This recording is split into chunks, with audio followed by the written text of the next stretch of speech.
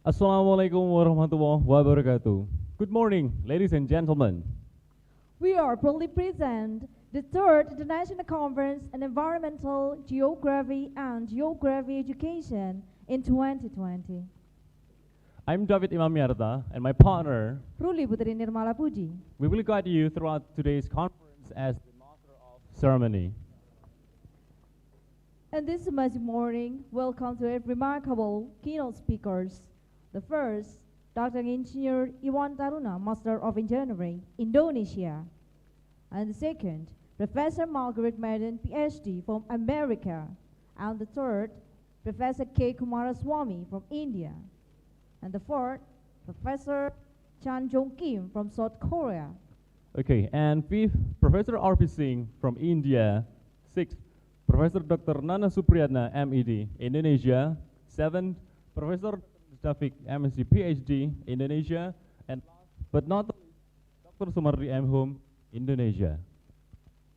We would like also to welcome the Honorable Rector of University of Jember, Dr. Engineer Iwan Taruna, Master of Engineering, the Dean of the Faculty of Training and Education, Professor Dr. Nestafik, MSc, PhD, and the Chairperson of the conference, Dr. Sumardi M. Hum. And honorable distinguished speakers and participants delegates.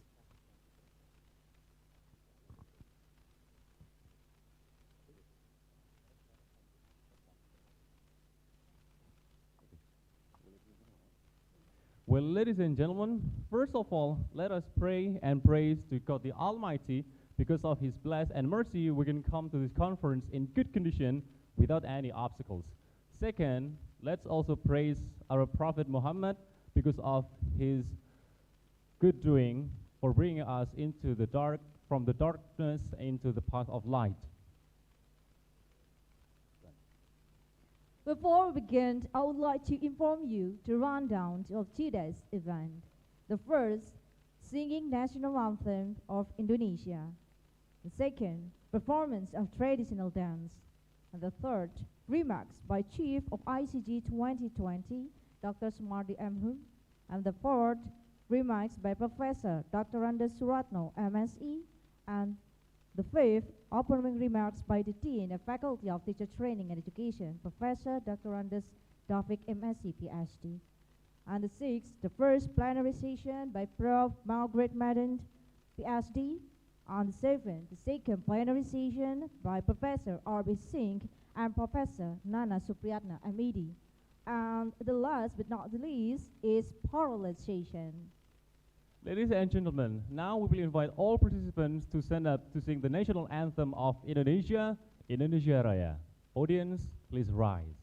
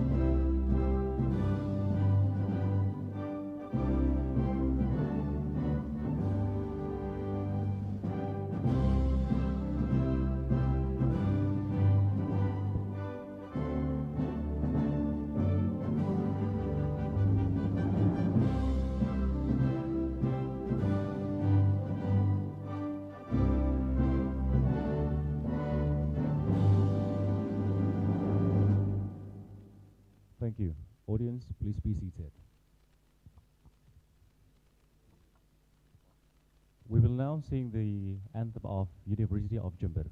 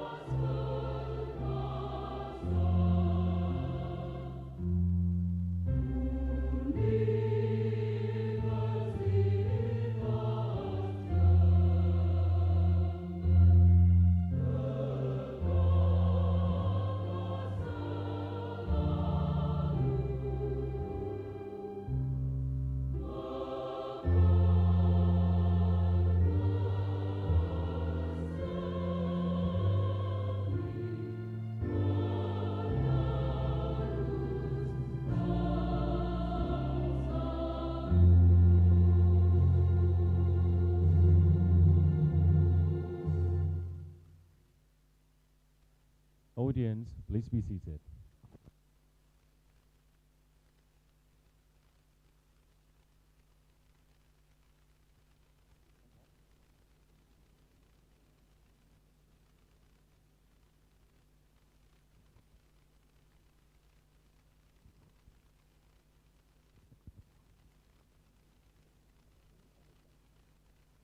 There will be a welcoming dance entitled Tari Lenggang Jember. Lenggang Jember dance portrays the social life of Jember people, which is full of cooperation and beauty, as well as the dances of ladies.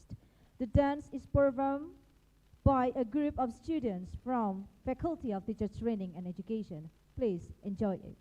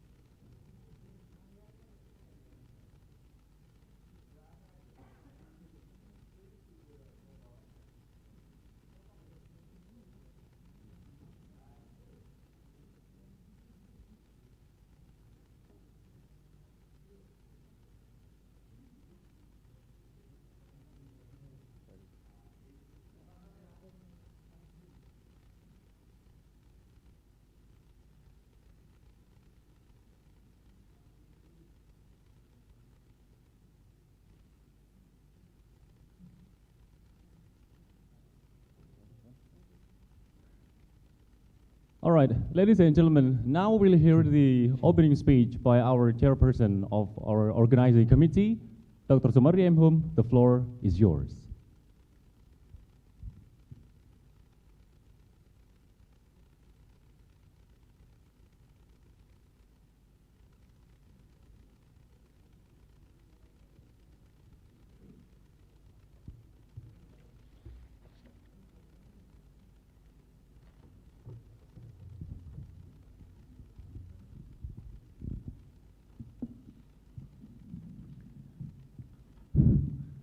Bismillahirrahmanirrahim. Assalamualaikum warahmatullahi wabarakatuh. Good morning, dear guests and colleagues. First of all, on behalf of the organizing committee, I am delighted to greet you to the Faculty of Teacher Training and Education, Jember University. Also, I would like to thank you very much for embracing the time to attend ICG 2020. Let me express my gratitude how pleased I am to see such a great number of participants. This tremendous level of interest truly reflects to wide concern for geography education and other subjects as well. I am also pleased to note that the majority of our participants come from various universities, both within and beyond Indonesia. I would like to thank you, Rector of Jember University, or the representative, Professor Dr. Suratno MSI, for the opening remark. And also I would like to address my special honor to our keynote speakers. One, Professor Marguerite Wright Madden, PhD, from the University of Georgia, USA. Second, Professor Ki Kumaraswamy from Bharatatidasan University, India. Third, Professor Chang Yong Kim from Seoul National University, South Korea. 5. Professor Dr. Nana Supriyatna, MED, from Indonesia University of Education, Indonesia. 6. Professor Dr. Anders Davik, MSc, PhD, Dean of Faculty Teacher Training and Education, Jember University, Indonesia. 7. Associate Professor Dr. Sumarti M. Hom is myself, Jember University, Indonesia. Welcome to Jember University. Our faculty has 4 departments, one of which is Social Studies Education, which is holding this conference, and 16 programs. Majority program were did with e-accreditation, and our lecturers currently have successfully published hundreds of Scopus indexes articles. Some lecturers are also currently in charge of reviewing articles in Scopus indexed journals. We have been running a student mobility program, sending more than 100 students to several Asian countries on an annual basis. As well as now, ICG 2020 is third ever international conference held by Social Studies Education Department. Prior to this conference, organizing committee has successfully made agreement or MOU with some credited international journal, namely IOP-EAS, indexed by Scopus, and other Scopus indexes journal. I do hope the conference become our annual event, making possible continuous development of knowledge. Also, I would like to express my sincere appreciation to, first, the Rector of Jember University, the second, Dean of Faculty of Teacher Training and Education, the third, the Organizing Committee. In addition, behalf on Organizing Committee, I would like to deliver our apology if during this international conference we unable to present something that doesn't suit your needs. I believe that you will have a pleasure meeting here in Jember University. Please make this opportunity, this interact with each other to the full in the unique opportunity and exchange your experience and ideas for the future. Lastly, I wish all the success the conference participant, and let me one more the acton my warmest welcome to regard to all participants. I wish you an inspiring and enjoyable conference. Wassalamualaikum warahmatullahi wabarakatuh.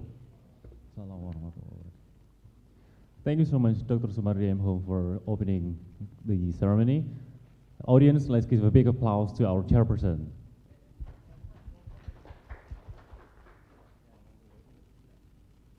Thank you very much. The second speech we will deliver about the Vice Dean of Faculty of Teacher Training and Education, Professor Dr. Andes Suratno, MSE. Time is yours.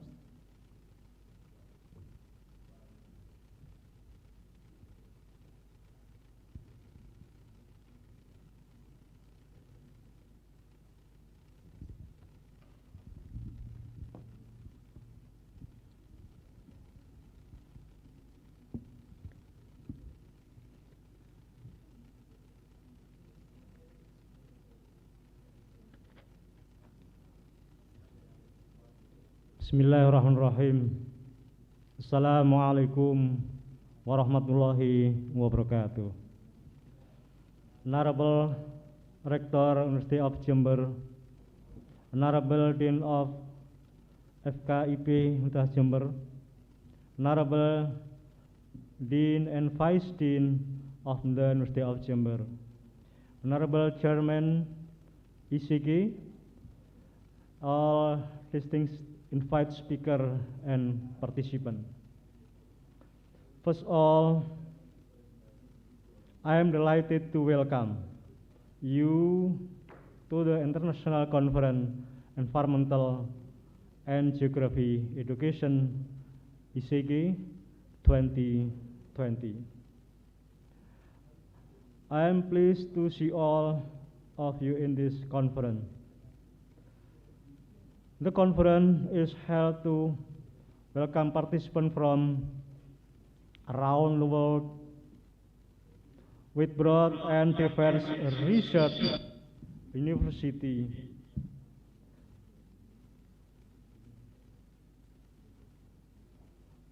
of environmental geography and education.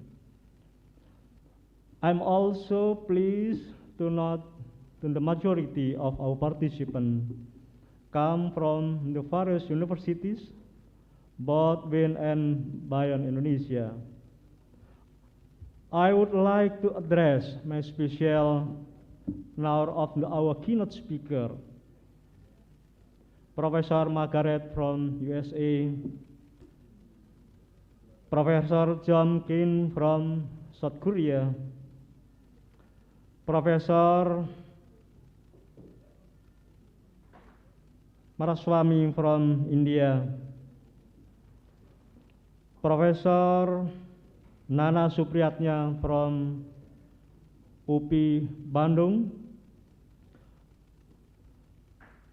Professor Singh from India, and Professor David, PhD, and Dr. Sumardi from Indonesia.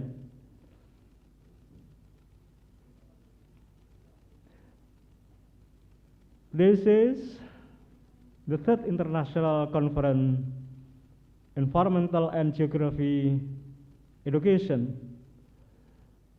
The mission of this annual agenda is to become an annual international forum where civil society organization and representative research students, academics and researchers, scholars, scientists, teachers, and practitioners from all of the world could meet in and exchange an idea to share and to discuss theoretical practical knowledge about environmental geography and education. Furthermore, I would like to express my sincere appreciation to the Rector of University of Jember, Bapak Dr. Insinyur Iwan Taruna, Master Engineering, Chairman of ISIGE, Bapak Dr. Sumardi, and Audin, the Teacher Training Education Faculty, University of Jember, Professor David, PhD, who have shown their profound support in making this conference available. I believe that you will have inciting now joining the conference in Jember University. Please use the opportunity to interact with each other, to exchange your experience and ideas for the future. Finally, I wish all the success the conference participants, and let me once again extend my warm welcome and regards to all participants. I wish you an inspiring, enjoyable conference. Thank you very much for attention. Assalamualaikum warahmatullahi wabarakatuh. Waalaikumsalam warahmatullahi wabarakatuh. Thank you very much for the welcoming speech by Professor Dr. Andes Suratno, MSc.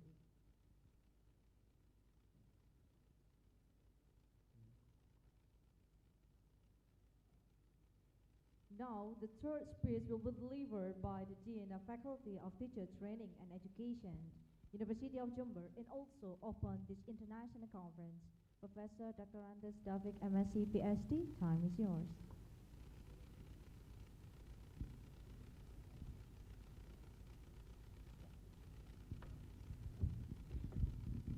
Assalamualaikum warahmatullahi wabarakatuh.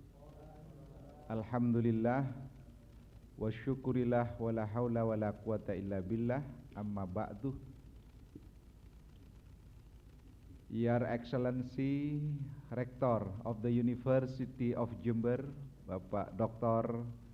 Iwan Taruna M.Eng, Honorable all the invited speaker who joining the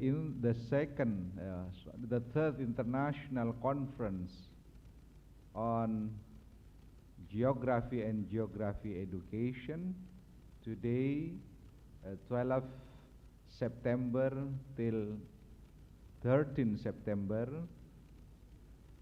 and all the organizing committee who already provide this conference successful, and of course all the lovely participants.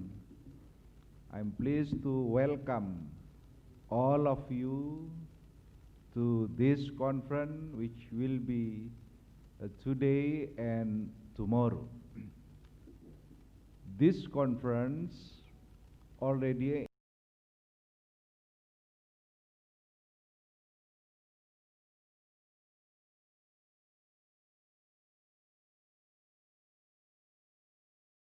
is your manuscript to be published in a Journal of Physics conference series. Of course, we have standard refereeing process.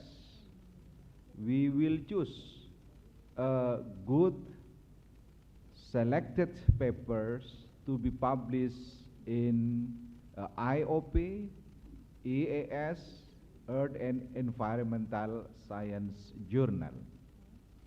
Every year we contribute at least 100 papers to academical site, whether in the university sites or in the school level.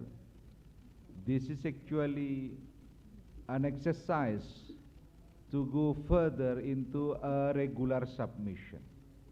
But we also encourage our scientists to submit your paper in the regular journal.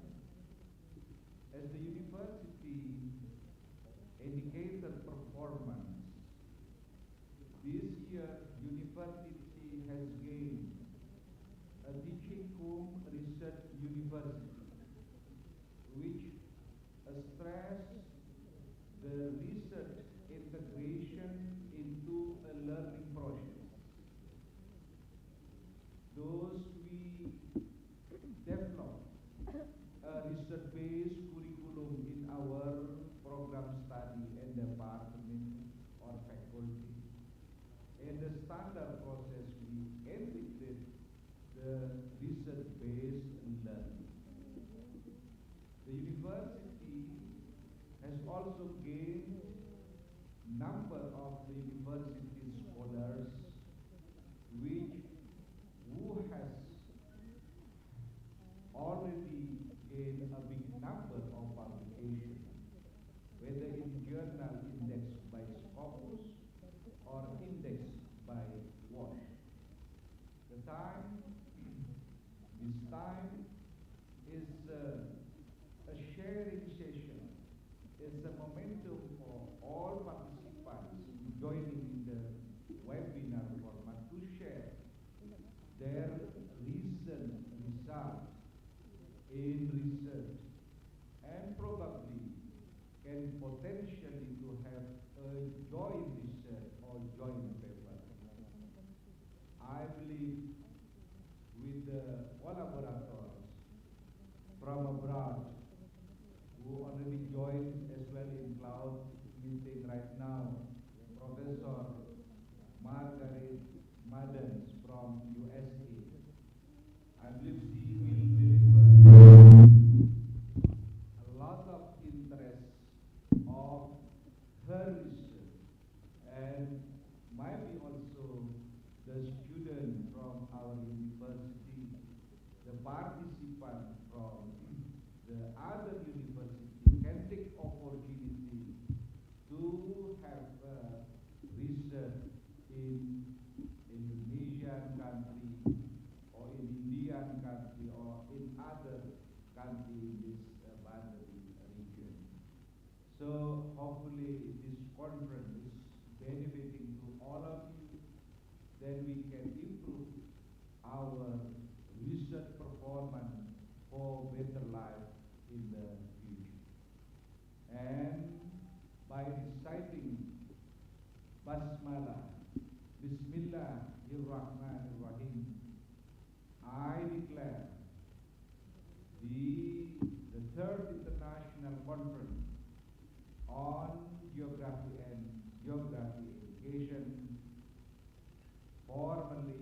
open for all of you.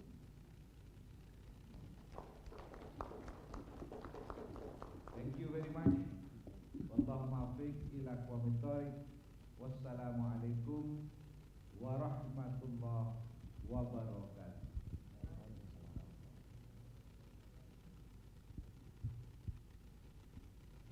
Thank you so much, Professor Dafiq, for formally opening our conference.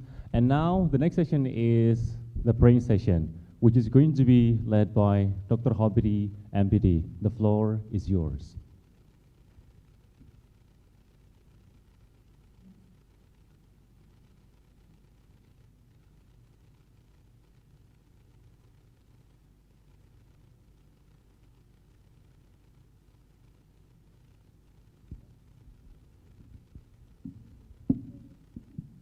Assalamualaikum warahmatullahi wabarakatuh. A'udzu billahi minasy syaithanir rajim. Bismillahirrahmanirrahim. Alhamdulillahi rabbil alamin. Innal hamdalillah nahmaduhu wa nasta'inuhu wa nastaghfiruh. ونعوذ بالله من شرور أنفسنا ومن سيئات أعمالنا من يهده الله فلا مضل له ومن يضلل فلا هادي له اللهم صل وسلم وبارك على سيدنا وشفيعنا وذخرنا ومولانا محمد. Alhamdulillah, indeed all praises is due to Allah subhanahu wa ta'ala.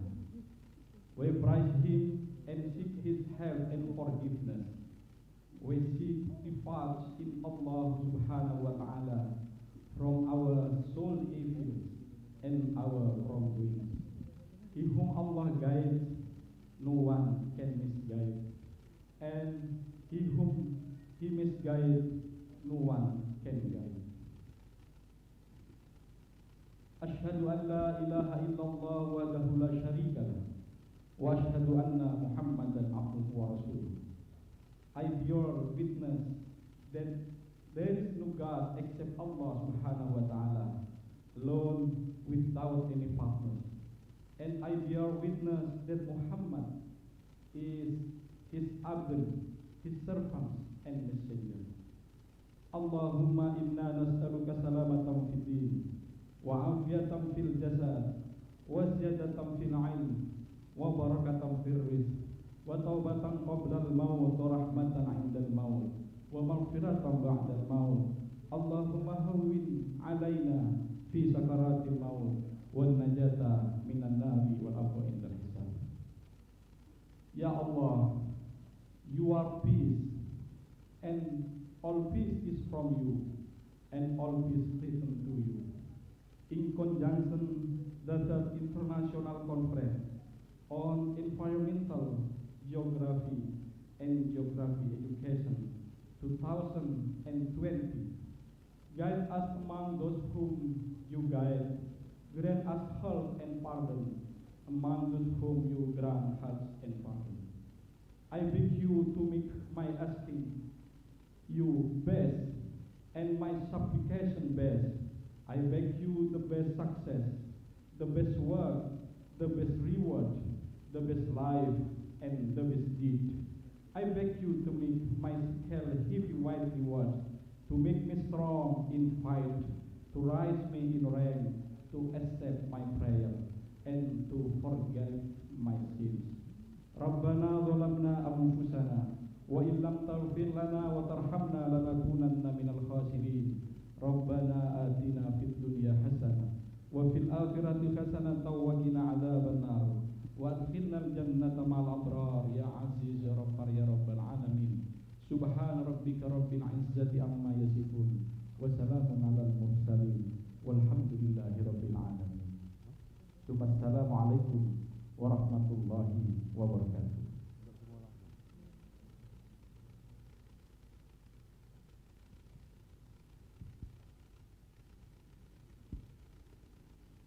Thank you very much to Dr. Habiri, MPD. Well, before we proceed to the plenary session, we will now invite the dean, the vice dean, the chairperson of organizing committee, and also all members of organizing committee to have a photo session with the dancers. So please come to the stage.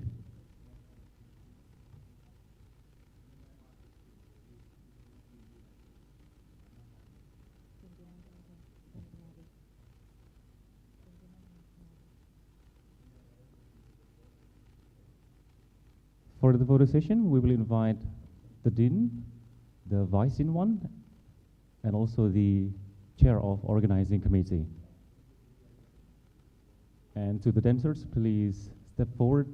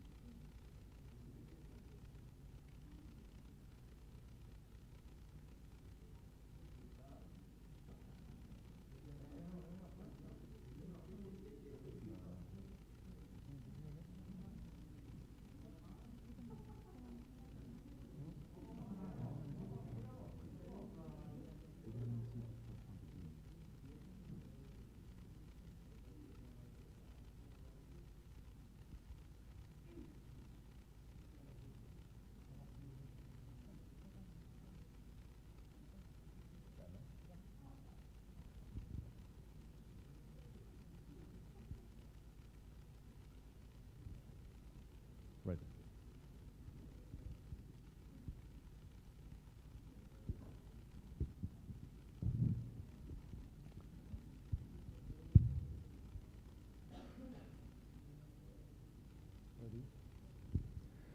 Okay, ladies and gentlemen, we will now proceed to the first plenary session.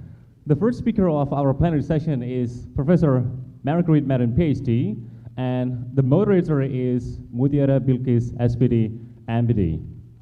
The floor is yours, Ibu Mutiara. All right, thank you very much. Okay, thank you very much, and it is very nice to see you all here this morning. I hope you're all well, in a good condition, and that's very great to have you all here in this opportunity this morning.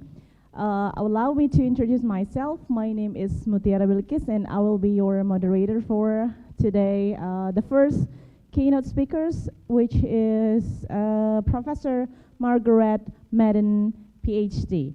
All right, so Professor Madden, are you here already?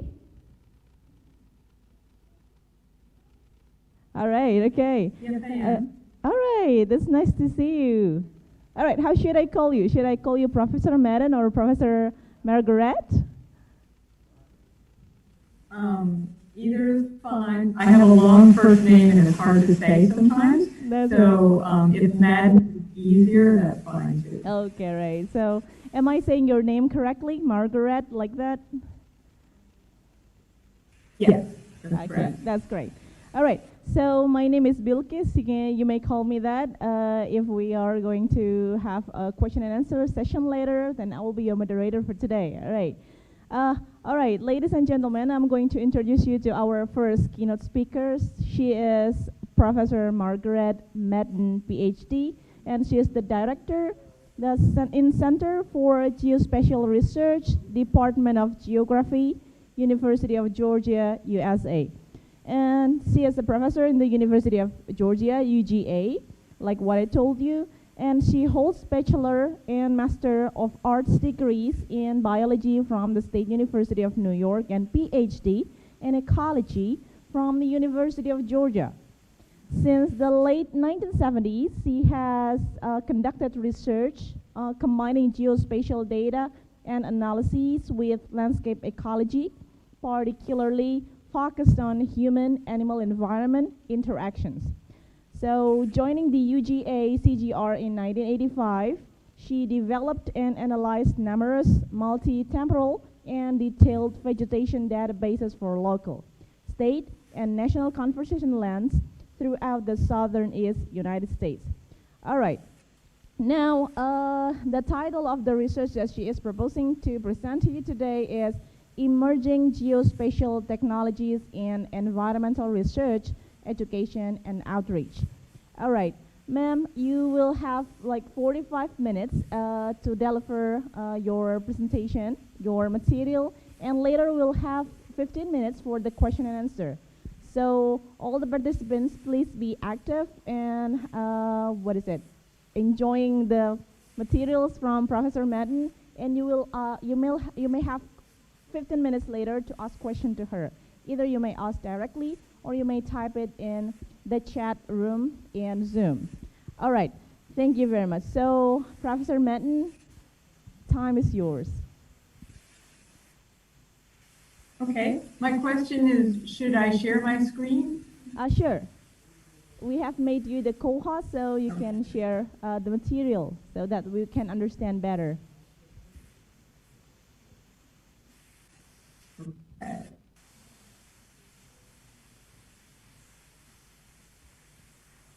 Yeah, we can see that.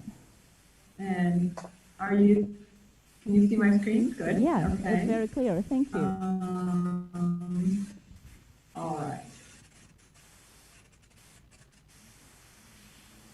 And I will just move this.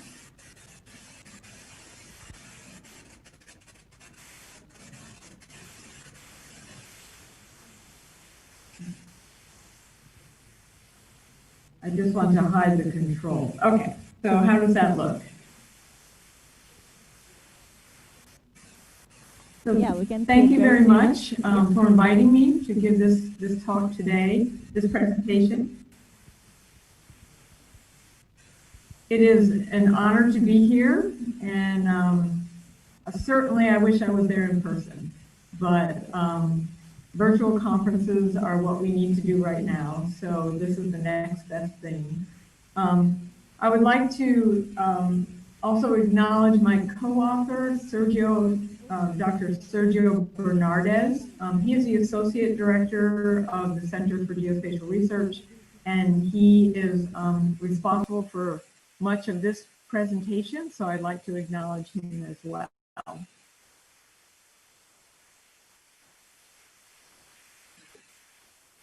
So the motivation for my talk, a lot of my work has been done doing image interpretation, manually interpret the features that I see in images from satellite data and from aerial photographs. Today, much of the research and much of the work is done to automate that process. And so now we've developed many algorithms. We're very interested in machine learning and deep learning to do this much faster, and also to capture the knowledge of people who have done a lot of mapping in the past. But I would like to remind the students and participants of this conference that it's very important to understand the images, that seeing is believing, and it leads to understanding. So in order to automate processes and to do automatic classification, we also need to understand the images. We need to understand the features that are used for training sets, and we need to understand if the classification is accurate. So I would like to develop these concepts by introducing the 3D immersion and geovisualization system that was created here at the University of Georgia. And also we call it 3DIG. And this system combines new and emerging geospatial technologies with very traditional practices of photogrammetry, but it adds some interesting visualization techniques that spark excitement, and they foster engagement, and they create active learning environments. And I think we need that to help our students today. I will present two case studies. They are geospatial approaches to monitoring and also mitigating human-elephant conflicts in Africa, particularly in the country of Zimbabwe. And also that would lead to using drones or unmanned aerial systems combined with virtual and augmented reality for agricultural applications, and especially very small farms and community gardens. And also leading to outreach as well. So this research has been conducted by many people besides myself. And these students and faculty and postdoctoral researchers work at the Center for Geospatial Research. And you can go to our website and see what kind of projects we do. There's some training materials, and I encourage everybody to do that if they're interested, and some of our papers are noted there as well. I also wanted to show you some pictures of some of the people who are working on these projects. And these are the people of the Center for Geospatial Research. And the slide just is not advancing. Let me try to do that. There we go. So these are some of the people who have done the research and worked on the projects. We try to involve a lot of students in our research. I think that the research improves teaching, and the teaching of students can really be involving the students in research can help them to become more interested in the courses that they're taking, and often leads them to decide to further their education, maybe go to graduate school, and maybe become teachers themselves. So some of the motivation for this, further motivation for this talk is students are increasingly, we are all visual learners. We rely heavily on our eyesight to learn about the environment around us. They come to the university and they expect us to use technology, when they are learning. But they often have books that just you open up and they have just illustrations, but they're in 2-dimension. And we think that they are ready to have more immersive experiences like virtual reality and augmented reality that would help them to have more experiential learning, more like the real life when they're walking around and learning about their environment. We also have the tools. We have software and we have hardware. We are able to integrate these technologies into our learning environment, into our courses. So we've developed, Dr. Bernardez and I have developed this 3DIG system, which is 3D immersion and geovisualization system. And it consists of 4 parts. So we have a number of drones, unmanned aerial systems. We have some small drones. This is a Phantom 4, a very common DJI Phantom 4 drone, which is fairly inexpensive, but very powerful, has a very good camera. And we also have recently gotten a hexacopter, which is much larger, and it can carry a heavier payload. So it has a LiDAR unit and also a thermal unit and a multispectral scanner. So this kind of a system can be scaled to the amount of money that you have and the resources that you have to begin with, and then can be made larger as it expands. We have a number of virtual reality and augmented reality headsets. We have built a digital sandbox, which encourages participation. It is a system of projecting images onto the sand and also detecting the 3 dimension of the terrain for interactive modeling and encouraging people to participate and talk to each other. And actually it's a lot of fun as well. And then we have a video wall to display in a larger format to a room full of students. Just briefly to go through those parts, this is, we do research with our drones as well. We have a multispectral MicaSense 5-band sensor, and we have, for example, taken images of the coastline of Georgia after one of the hurricanes to look at the damage of the erosion and the damage to the vegetation. We bring those 3D models that we create from the photogrammetry into a gaming engine to bring them into virtual reality. And I think if any of you have tried the virtual reality and the augmented reality goggles, you will agree it's a very, it's a new experience. It's very exciting. The students like doing it. But I will say there is some concern sometimes for what is called the human factor. And the human factor is how our bodies respond to this changing in our visual reality of what we're seeing. And it can cause nausea and it can cause headaches. So some of the research is really trying to make these headsets lighter. I know I get headaches because they're very heavy on the head, but they are the future of teaching and entertainment. This is the sandbox, and we built it ourselves. We got wood from the hardware store and connected a projector to look down at the sand, and also Xbox Connect, and that is the unit that detects the 3 dimensions of the surface of the sand.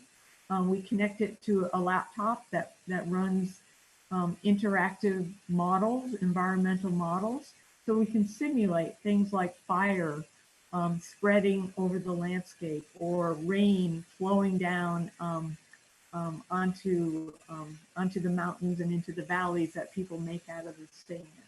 So that's also a lot of fun and very good for conveying concepts of landforms. The video wall, we were hoping at first that we would have 9 panels for a very large video wall. This was inspired by the NASA Hyperwall, and all of these individual TV flat screen panels are integrated to show one view. And our hopes were not quite realized. We ended up having just enough money to form a 4 screen video wall, and that actually fits our space inside of the our center very well. But this way we can have classes come in and visualize models that are maybe global models, and we can connect it with our virtual reality headsets so that people in the room can see what the person with the headset has on. We have used this technology in many different classes. We've exposed the technology to over 1,500 students in various classes, and we have outreach to middle school and elementary school students.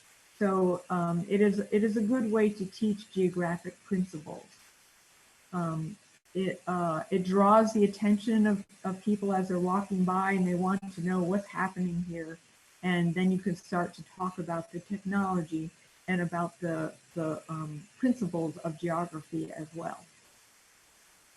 We also have students who are interested in learning how to fly the drone. So we teach safe flying techniques, and also how to take there's a certification that if you want to use a drone for research and for teaching, you have to be certified to know all the laws in the United States coming from the Federal Aviation Administration. So this is an outreach that we do as well to teach students how to acquire their own images with a drone. It's very exciting, and if anybody has worked with satellite data and aerial photographs, it just adds a very powerful ability to take your own images whenever you want to. So the flexibility of the timing and where you want to fly, as long as you're flying within the laws, it is a very powerful technology. And now I'd like to talk about how research is used in teaching. So in my classes, I use the information and the data that comes from a research project that we're doing in Zimbabwe. And this research is being done in it's called the KAZA, the Kavango Zambezi Transfrontier Conservation Area. So there are 5 countries that all come together in this very rich environment, and 75% of the elephants in Africa are in this area. So it's a very important area for wildlife and for habitat conservation. But you may have known that there has been a very severe drought, and many elephants have died, and it also affects the people who are living there and growing their crops. When there's drought, the elephants leave the national parks and they go to the croplands to try to eat, and then you have a lot of human-elephant conflict, basically. So we have formed an interdisciplinary team to address these issues of human-elephant conflict. And there are some researchers from the United States and some researchers from Africa.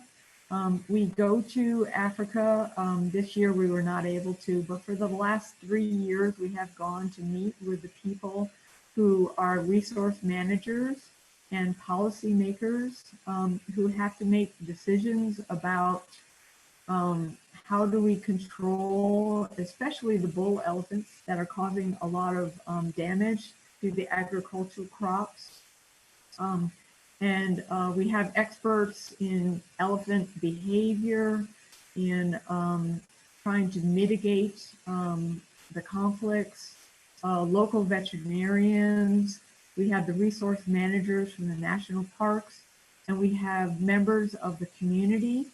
A lot of the agriculture is done on communal tribal lands, and we have representatives from the different tribes who are working with us as well.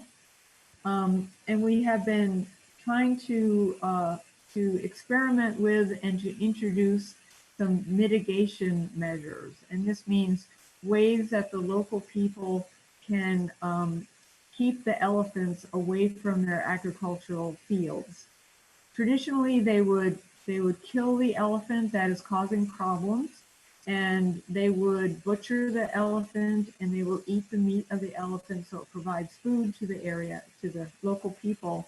But there will be another elephant right behind that one, so it really doesn't solve the problem. So we have a plan and are introducing a way for them to grow chili peppers, and they grow very well in the dry environment. And then how to extract the oil from the chili peppers and also make a mash, which is a thick paste from the chili peppers. And as you know, chili peppers can burn. They have a really not damaging, but at least an effect that the elephant would not like to have to come in contact with this burning chili pepper. And there is a way to extract the oil and put it into a very small ping pong ball, and then to launch it at the elephants with this kind of a homemade potato launcher. And when the ping pong ball breaks on the elephant, the oils, the aerosols will be sucked into the trunk, which is very sensitive, and it burns and they run away. But we don't know how long they stay away. So we want to do some tracking research to understand their behavior and whether this mitigation is actually working does it work for a day? Does it work for a week? Does it work for a month? Do they never come back? So that we want to track their movements before and after the mitigation. So we have for the last 3 years been putting GPS collars on the bulls, and we actually have right now a few more than 13 bulls that have GPS collars, and they transmit the locations of the bulls. Some are every day, some are twice a day, some are every hour, and sometimes every 15 minutes. So we want to experiment with the temporal resolution of the data. And it's interesting that these bulls, some of them are young, some of them are they're teenagers. So when they become about 16, 17, 18 years old, the family group, the matriarchs of the family group will make them leave because they need to be on their own. And the bull elephants are very upset, and sometimes they come together with other bulls, and their biological strategy is to eat as much as they can and grow very big so that they can challenge the big bulls in the national parks. And to have a family group of their own. So during that time period between 16 years old and about 25 years old, they may be roaming around and trying to eat the crops and going into the town and causing some problems. So the bulls are a variety of different ages that we have GPS collars on them. So we can track their movements, and we have an app on our cell phones that is called SkyQ Mobile, and this allows us to pull up the tracks of any of the bulls any day, and we can look at the history of their movements. So the image that you're looking at on the left is Victoria Falls, where the famous Victoria Falls there's a small city, small town next to it. And if I bring up the dates of, you know, a range of dates, you can see that this particular bull has been going into town and going all around the outsides of the town and sometimes going into people's yards. They will drink the water from the swimming pools. They will eat the vegetation from the gardens. So, so it is very interesting to track them and look at them. Another problem that we have is that the bulls will go to the sewage treatment plant and they will actually drink the water from there. And there is a garbage dump and they will eat the garbage in the garbage dump. They have very, very tough stomachs. So they will eat the entire, they will pick up plastic bags of garbage and swallow them. And their stomachs can digest most of the material. But there are some really bad things in the dumps, in the garbage disposals, like batteries and chemicals and wire and glass. So a lot of this is ingested and it is not healthy for the elephants at all. So in my class, I had them do some exercises. I had to make some maps of this area and they had to bring up some satellite images. They had to learn about the vegetation. They had to create some classification systems and map the different vegetation in this area where the bulls are roaming around. And then I gave them the GPS locations of the tracks of the different elephants for different times. And they were able to color code. In this case, you can see this little green area, that's bull number 4. And it was very unusual to have all of the tracks in one small area. We thought the GPS unit was not working, but actually that bull was trapped by a fence that was built around him. And for some reason, he couldn't understand that if he went the other direction, he would not be trapped by the fence. It took many months, but eventually he left and then started moving around through the landscape. But you can see some of the bulls will go around the outside of the town. Other bulls stayed near the river and actually cross the river and go into Zambia. So they could look at the movements of the elephants and compare the different movements in the dry season versus the wet season, for example. So this time period was in the dry season, and that's when that bull number 4 stayed inside the fence for quite a long time. But they're able to quantify the amount of time that they spent in each of the different land uses. And then in the wet season, they found that they were actually spread out much more. So they would be dispersed. And that makes sense because the food resources are dispersed throughout the landscape. So they have more options. And this, I think this will, yeah. So this was one student that did a time lapse. So you're able to see where the, this will be a little delayed for you, but you could see the tracks as they are being collected by the GPS unit. And so you can see during the dry season, which is in red, and the wet season is in blue, you can see the differences of as they are moving throughout the landscape. So it's a very simple animation, but it adds the 4th dimension to your data and adds another visualization technique. We're also doing some research with geospatial analysis, and Dr. Andrea Persotto is developing an algorithm and an app that will look at all the individual tracks and identify the corridors, so the routes that they travel. And we think this would be very useful information for a developer who maybe wants to build maybe a new hotel near the river.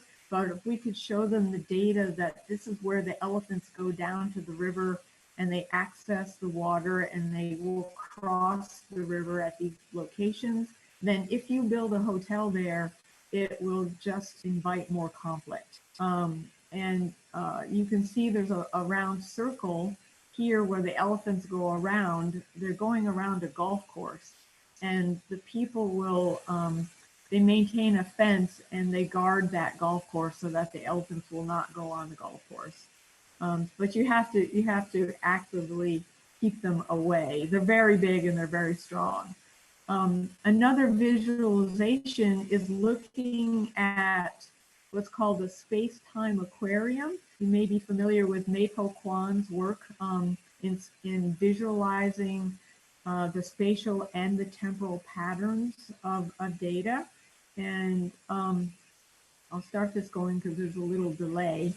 But basically, you can look at time is on the z-axis and x and y. So you can see the patterns of the different elephants that are color-coded different colors to see how widely, if there is a pattern in their movement, and the blue pattern is the bull that was just going back and forth inside the fenced-in area, a very tight spatial and very regular temporal pattern. And then the lighter pink bull will, during different seasons, travel very far, travel to Botswana and then travel to Zambia and come back to Zimbabwe. So they have different spatial temporal patterns, which are very interesting to explore. So some other work that we're doing, and we hope to do this in the future in Zimbabwe, is to fly drones, fly imagery of the fields before and after the crops were raided by the elephants, because this is a way to quantify the damage. So if we can make a digital surface model of the plants when they are healthy, and then a digital surface model after they have been damaged, we can subtract the two surface models and quantify the biomass of the crops that have been lost. And we have been doing this in the United States. I had a master's student, Shannon Healy, who did this for a small garden on the coast of Georgia.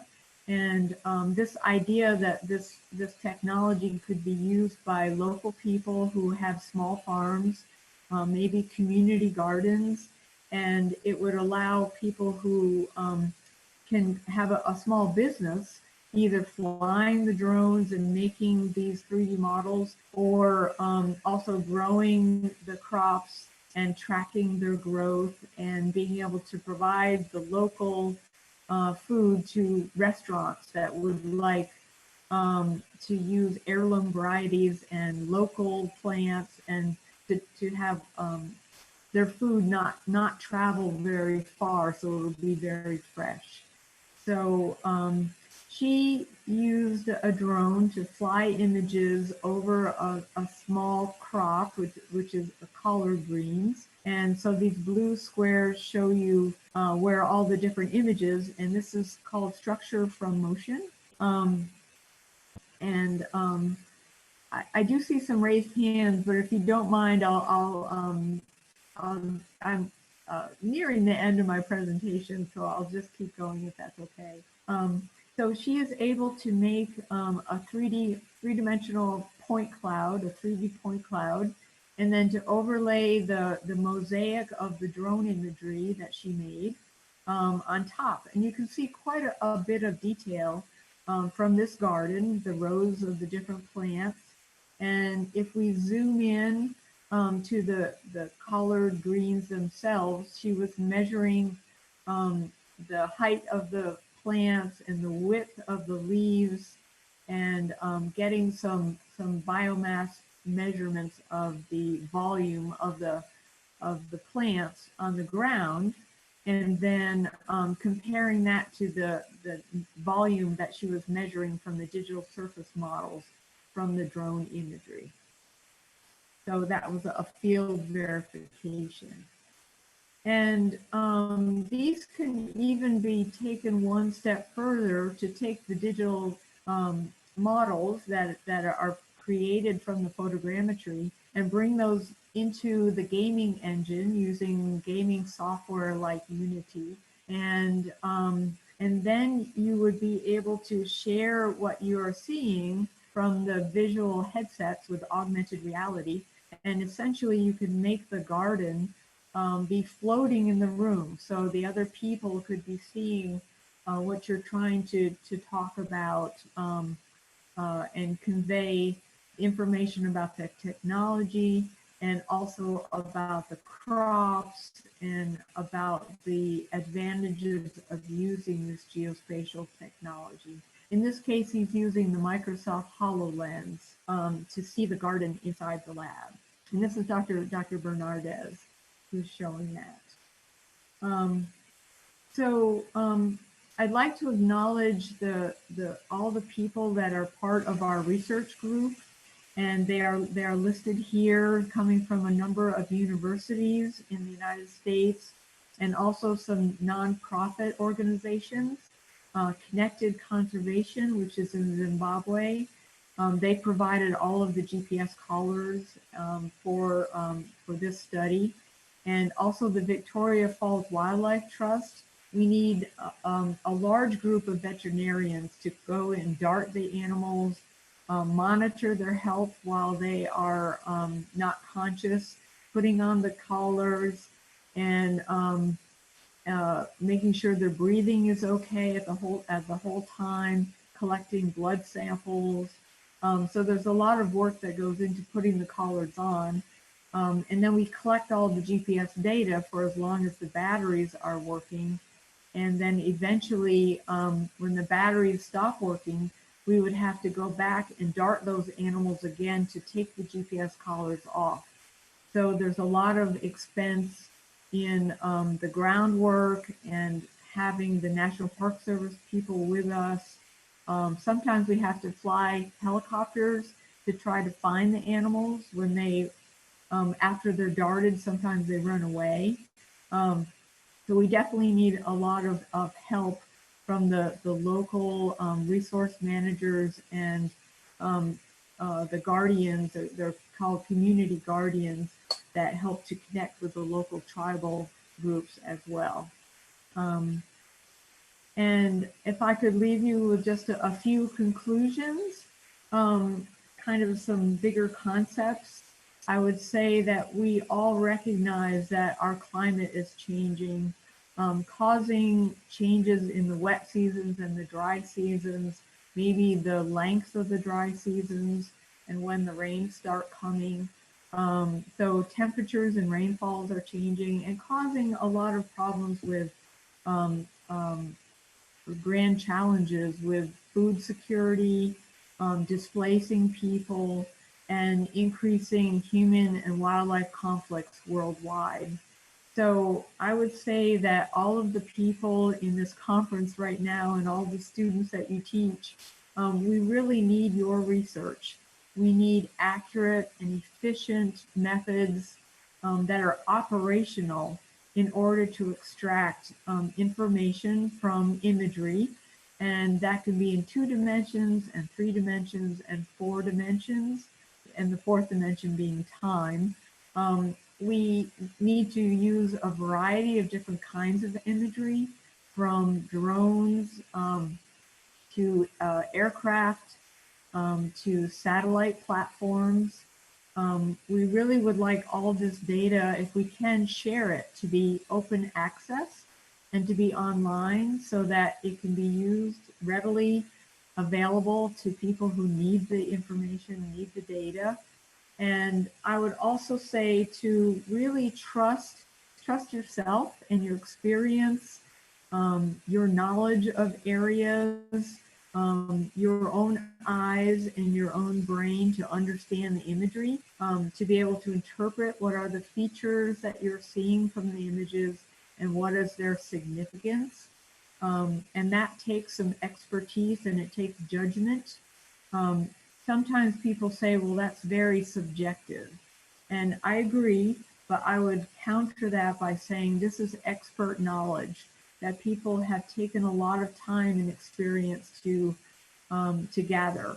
And so if we can take some of that knowledge, that expert knowledge, and code it into training sets that can then be used to explore machine learning and deep learning algorithms, then I feel like we have the best of both worlds.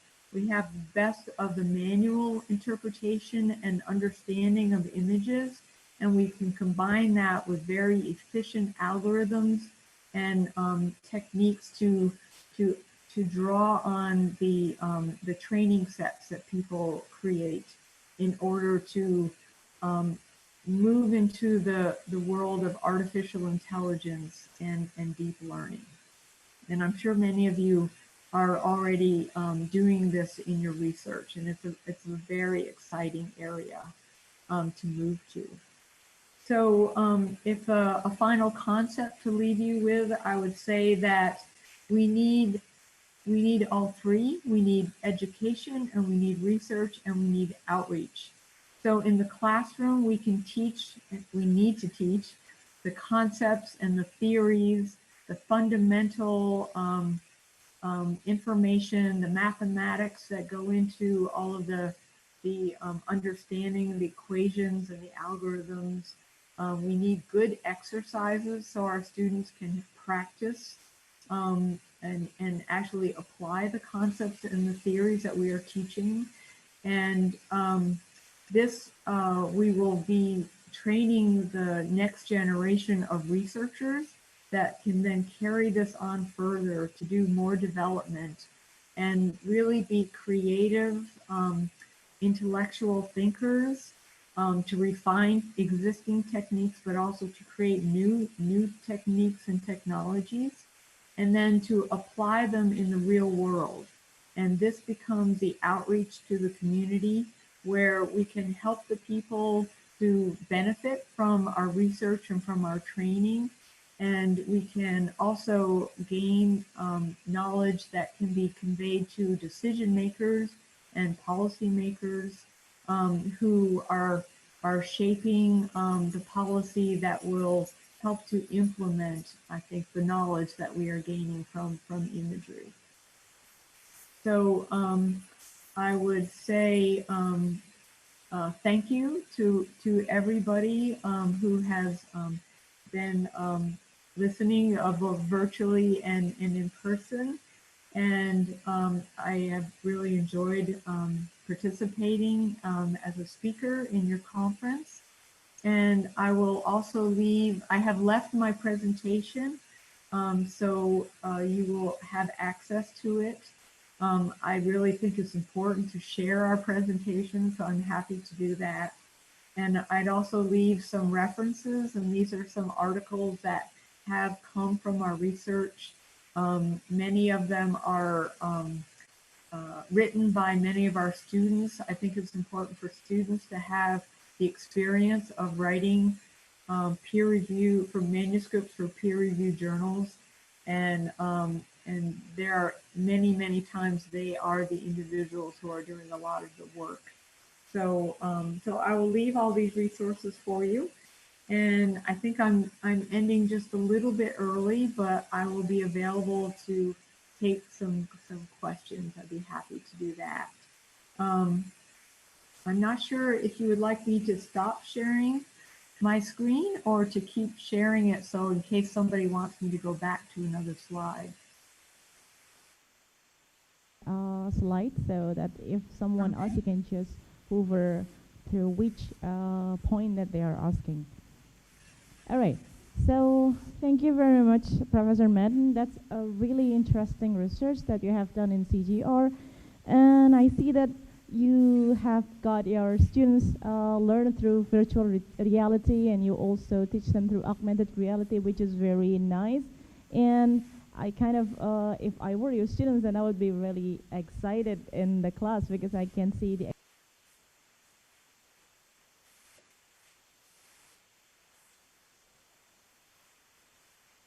3D IG, 3D immersion, and geovisualization, and you also research on human-elephant conflict in Zimbabwe, and you use chili pepper mitigation. That's mind-blowing, kind of mind-blowing. You can even use chili to drive away the elephants and to track crops growth using AR. That's very great.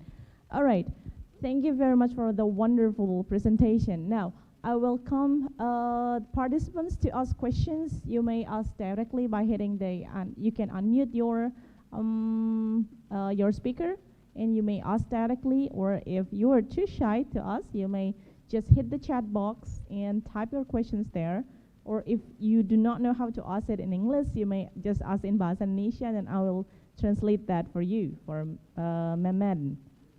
Okay, please feel free to ask. We have like 15 minutes for the Q&A session. Please do. I will also check in my my Zoom if you have any question.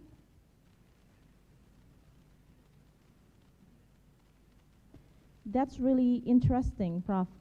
The research that you did in Zimbabwe. So actually you spent like how many years in there to research on the conflicts between elephant and human, like the bulls in there? So we have been going to Zimbabwe for 3 years. This is our 4th year.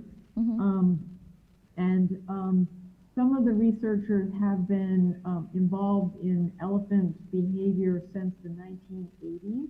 Ooh, all right. So Dr. Langbauer, he was one of the original groups that discovered that elephants communicate by infrasound.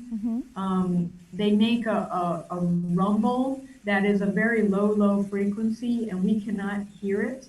But they recorded, they saw the behavior of elephants. They would be eating or at a water hole, and suddenly they would all, it's as if they heard something, and they would just start all together running off. Or a bull would suddenly look up and run somewhere. So they knew that they were missing something, and they recorded and then sped up the recording, and they discovered that there was this infrasound communication that was being transmitted through the ground. So some of the people since the 1980s all the way to, I'm more new at this group, since the last 4 years. Yes.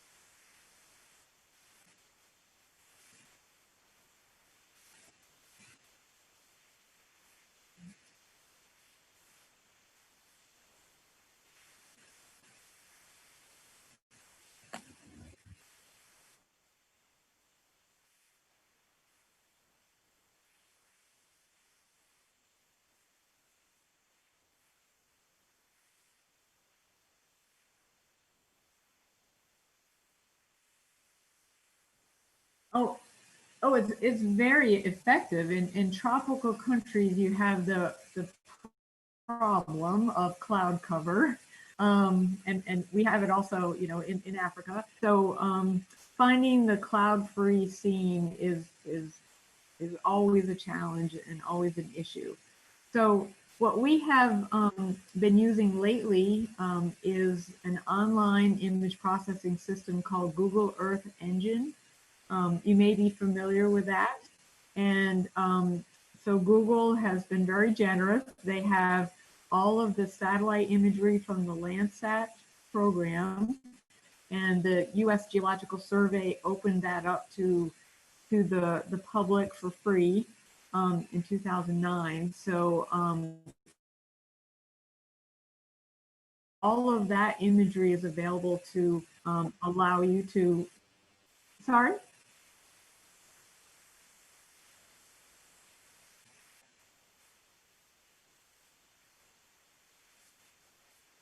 Yes, yes, but the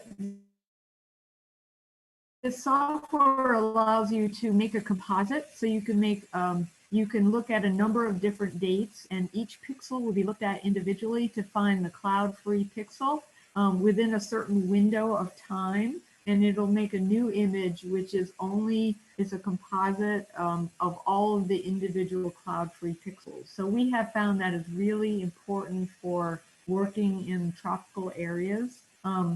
And then also, we don't do as much radar remote sensing, but certainly you are all familiar with that. That radar is all weather and is an active sensor. So many times in tropical areas, radar remote sensing will be used instead of optical remote sensing.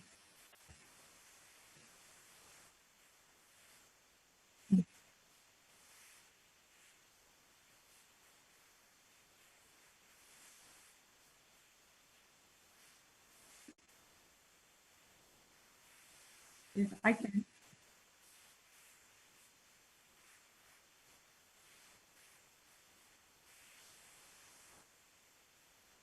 Mhm.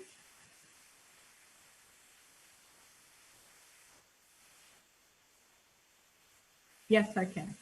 Yeah.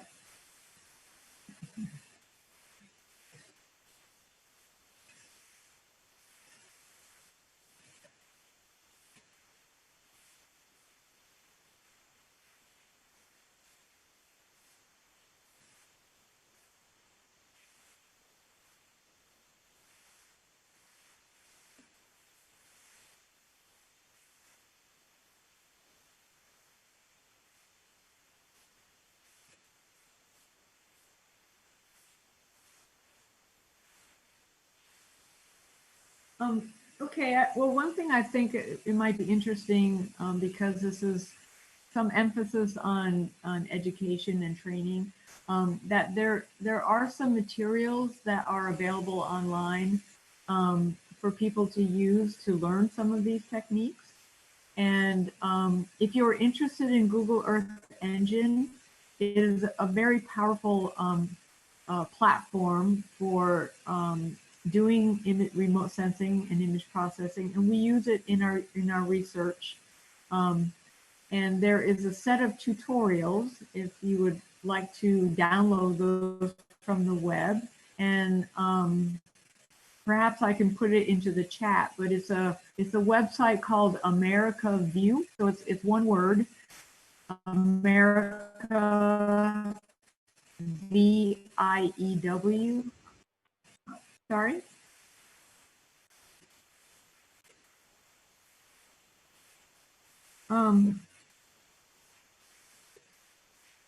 Yes, I probably have to stop sharing my screen. I think I'll do that. Okay, there we go. And now I can.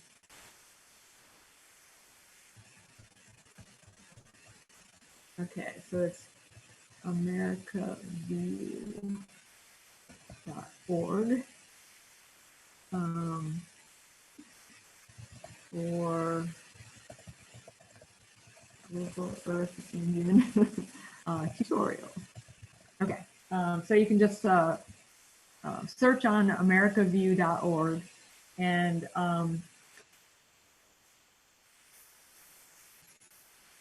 okay, I have it in the chat. Okay. Well, I'm not on the website. I just typed it into the chat. Yeah.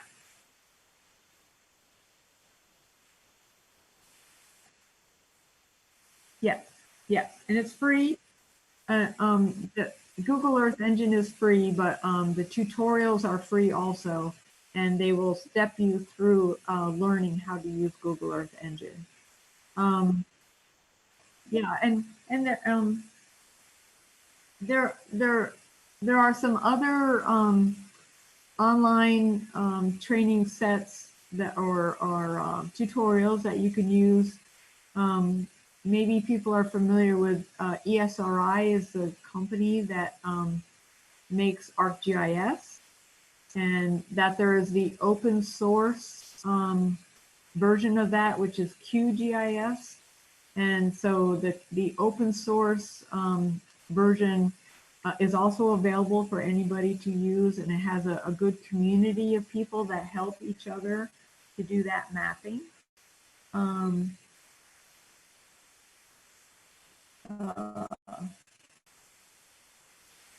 And I see a question that says, is there any possibility to integrate the remote sensing in class instruction? And I'd say absolutely. I teach courses. I teach one course that's called Aerial Photographs and Image Analysis.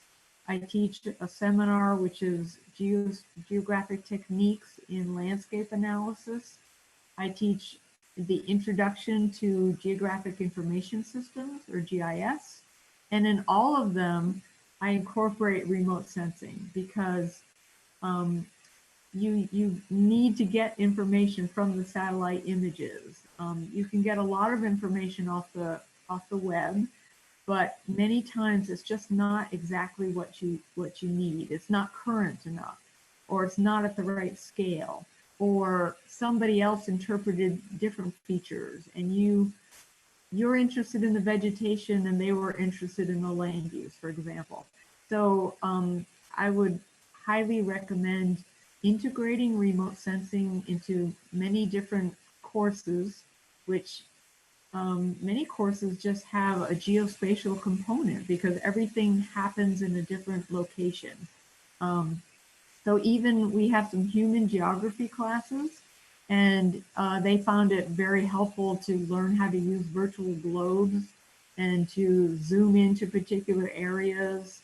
And people from different disciplines often have a different perspective and they have different expertise, so they can interpret the images in a different way. In my class, I start out with one homework exercise, which is to go to Google Earth, which is free and everybody can use it if you have an internet connection. Zoom into your favorite place, zoom into your hometown, or maybe a place that you have vacationed and you have been there on the ground. And then take a screenshot of it and then tell me what you see in that image. And I usually ask them, tell me what you can identify because you know that area, and then tell me something new that you have learned because you're able to look at it from above, and you may have a different idea about things when you're on the ground because they're blocked, or you may not know something is very close to you when it really is. So I ask them about image understanding and image discovery or knowledge discovery. And I have them do that at two different scales, at a very zoomed in scale and then zoomed out scale. So at a fine scale and at a broad scale. And I ask them what is the difference that they can understand in the images from a very broad scale, and what would that be good for, but what are the disadvantages? And then at the fine scale, what are the advantages of seeing all the detail and what are the disadvantages? So those are some real, very basic and very easy ways of integrating remote sensing into many different kinds of classes. If you were in a geography class, you may be particularly interested in landforms or volcanic landscapes. If you were in an urban studies class, you can look at different cities. If you're in agriculture, you know, obviously compare different kinds of agriculture from around the world. So sometimes just the visualization of the imagery, I think, is a very powerful part of remote sensing. And you don't have to get into the image processing or georeferencing or image classification. You know, a lot of that is more advanced, but it may spark their interest enough so that later they would want to take a remote sensing class. So, sorry, that was probably a long answer to one question.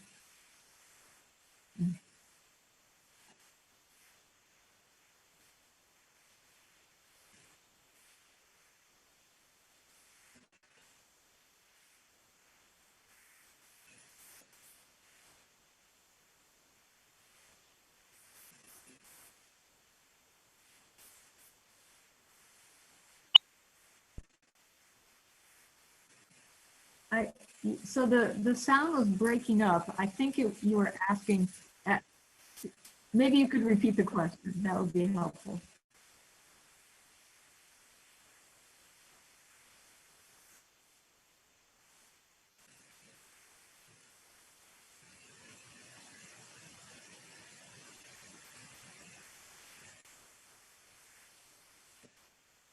I'm afraid I lost it again.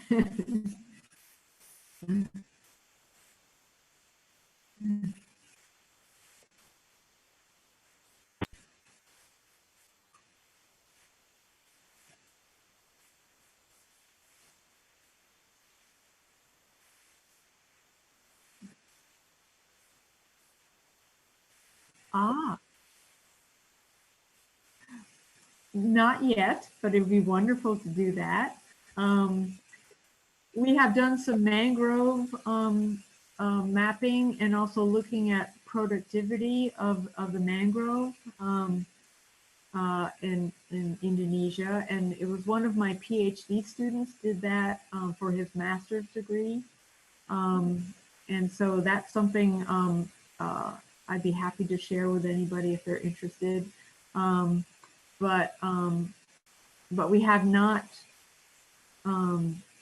done any elephant work or wildlife, human-wildlife conflict work.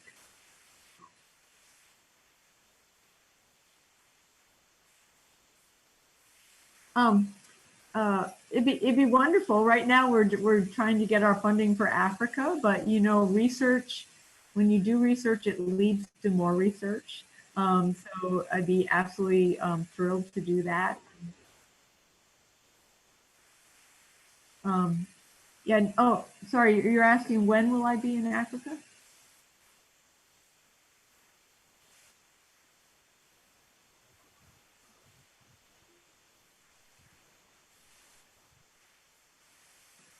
Yes, yes. You know, and there's a lot of commonalities. So sometimes the conflict is maybe a little different, but it's you can use the same techniques and the same principles. So, for example, in the United States, we have a problem with black bears, and they come into town and they will get into garbage, and you know, so it's kind of some similar issues.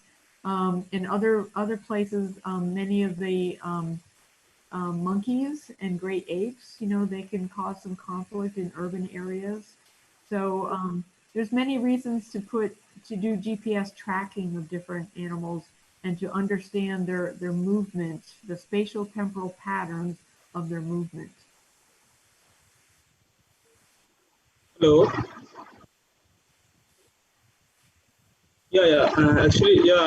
Good morning, ma'am. I'm Anup Kumar Dey, a research scholar from Delhi School of Economics, University of Delhi. Actually, in the reference section, I have noticed you have mentioned a paper by M. Madden named Unmanned Aerial Systems and SFM Revolutionize Wetlands Mapping in this remote sensing of wetlands, and I'm really working in this field of wetland mapping and monitoring. So I really want to ask that how the UAVs and drone mapping can help in mapping wetlands and its ecosystem service and minimize the vulnerability of water resource management and all that. Vulnerability of losing the ecosystem services, any kind of areas, any kind of wetlands. Okay. Well, you know that wetlands are very dynamic areas.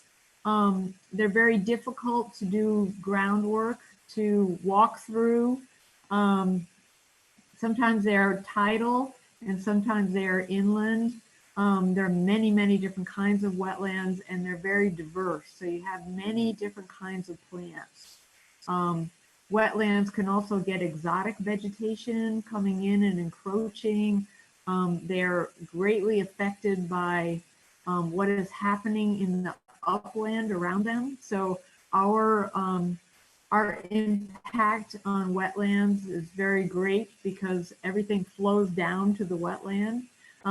So being able to use UAS is a term I like to use, the unmanned aerial systems, but many people use the term drones. So to be able to have a drone and respond very quickly to maybe something that's impacting the wetland, or you want to be able to acquire imagery at a certain time in the growth of the vegetation. Once you have bought the drone and you learn how to fly it, then it actually doesn't cost you anything to fly the imagery. And in 10 minutes, if you live near the wetland, you could have it assembled and in the air and taking imagery at a very high spatial resolution. So the pixel sizes are about, you can, depending on how high you fly, can be 1 centimeter pixels. So you can have details about the vegetation and see the shapes of the leaves, the growth patterns. You can mosaic these individual images to cover a broader area at a very high detail. And you could go back the next day if you want to. So you can have high temporal frequency as well as high spatial frequency. And you have total flexibility in when you can fly as long as the weather is good.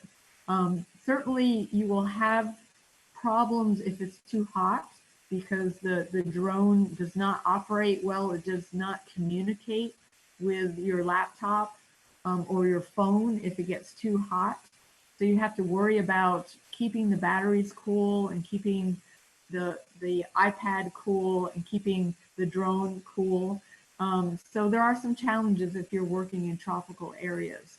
But my chapter that I wrote about that is about how it really has revolutionized wetlands mapping in order to have all of this flexibility and this very high level of detail. And this imagery can then be combined with other GIS data sets and satellite imagery and aerial imagery. It just has taken image processing and remote sensing to another level, I think. So.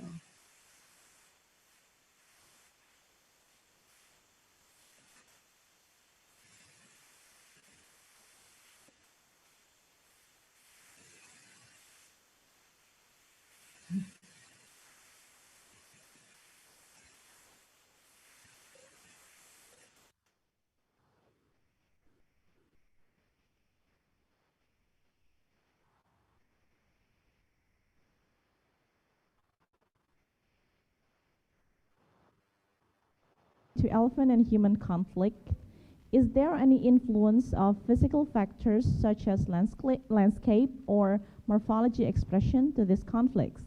Because the distribution of vegetation naturally controlled by morphology, and in turn will control distribution of wildlife animal. Thanks. Oh, that's a great question. Yeah. And that is what we are exploring now with satellite data, with the time series of satellite data. Because I would add, in addition to the morphology, is the changes in the land use. So you have a lot of factors happening at the same time. In the area where we work, especially because water is such a scarce resource during the dry season, any kind of a small drainage is going to be a place where the elephants will try to go. So it concentrates the elephants, and it also brings them in contact with people, because people also need the water supplies. And so knowing about especially the hydrology and the drainage, understanding the soil types, all of that is going to, as you said, affect the distribution of the vegetation. So in the drainage areas are where there's enough moisture to grow some small trees. Sometimes there are wetlands that are seasonal, but the elephants we think they have very good memories and they can understand and navigate in their landscape. We're looking at how they have spatial cognition of the landscape. And so they seem to be able to go to the places that have the resources for better vegetation and grasses at the times when they're growing. So that's part of how the landscape would definitely affect it. There's not a lot of relief, so there's not difficult terrain for them to get across. But in some areas, I could see that would be, that kind of landscape terrain analysis might be very important. We see that they can swim in over, the Zambezi River is a very big river and it's flowing very fast, but they are able to swim across, even some of the baby elephants, and they will spend time on the islands. So they seek areas that are refuges and are safe and away from people. The morphology will also control where the areas are that people want to get the resources. So there's a lot of mining that goes on there. The agriculture is going to be in the areas that grow the best crops in order to the best vegetation for the wildlife as well. So all of that definitely affects the distribution of the wildlife and the dry season versus the wet season. So we see in the dry season, they are concentrated in areas, or they will go to the water sources and even areas of irrigation, and they will go to the pumps and the wells and take them apart and try to get to the water. In the wet season, they are more widely distributed and more evenly distributed throughout the landscape. So it's very important to know about the physical factors as well. All right, that's great. Okay, thank you. Any more questions to us from the participants? So if you want to ask questions directly to Professor Madden, and you cannot unmute yourself, you can just type in the chat box, so the committee will be able to unmute you later. Or you want to ask directly to the chat, that will be okay as well. All right, so Professor Madden, how would you actually deploy the use of VR in your classroom? Since some of us here are from the education background, we would like to know, how would you actually do that in the classroom? I mean, like, do you provide all the, the device for every student in the classroom? And how many students do you have here? As you know, because we are in Indonesia, in which we have big classes, like 40 students in one class, then that will be a lot, right, for the device that we can use in the class. Yeah. Yeah. We started small. We started with 2 virtual reality headsets, and then we were able to get a little more funds the next year. We added 2 more, so we definitely had that issue. We didn't have enough for everybody. But that's why we have the video wall. So if you had a TV screen or even different people's monitors, there's a way of connecting what you see in the virtual reality to the screen, so the people who are in the classroom can see what the individual is seeing in the virtual reality area. And that is the same with the augmented reality headset. We collaborate with a professor in the psychology department, and she's very interested in how students perform. Do they do better at understanding concepts when they're looking at virtual reality? Or is it actually, maybe there are some problems with it, because you may feel like, you may be nauseous, you may have headaches, you may have problems transitioning from the virtual reality to the reality. There are people who are very shy about it and they don't want to use it. So I think it's the kind of, if you want to use it in the classroom, I would maybe start with a small class. We start with our seminars, which are maybe 10 students at a time. And then we we have the students helping to develop some of the content for the virtual reality. And so that's a learning and a training in itself. And then once the virtual reality models and things are created, they could be shared. And some people do have their own headsets because they do gaming. So that's, so in some places that's becoming more widely used. But I would, sorry, one other thing is we have the ability now that we have about 5 of the augmented reality headsets that they can be programmed so that everybody is participating in the same virtual model that they're looking at. So this will happen more in the future, I think, as the prices come down and there are more options for this technology. And so, we know in computers things that were very expensive maybe 5 or 10 years ago are now more affordable. So I have some hope for the future that people will be able to use this technology.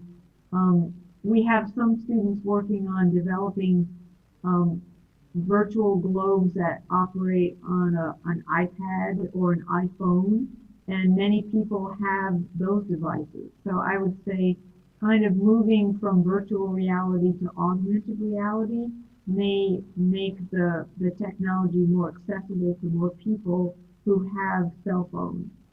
And so that's another avenue to do this. All right. So I was wondering if during this COVID-19 pandemic, like everyone has to stay home, right? Would it be possible to teach using VR with online learning? I mean, like, not every students have the device, right? So how would you suggest that? Right.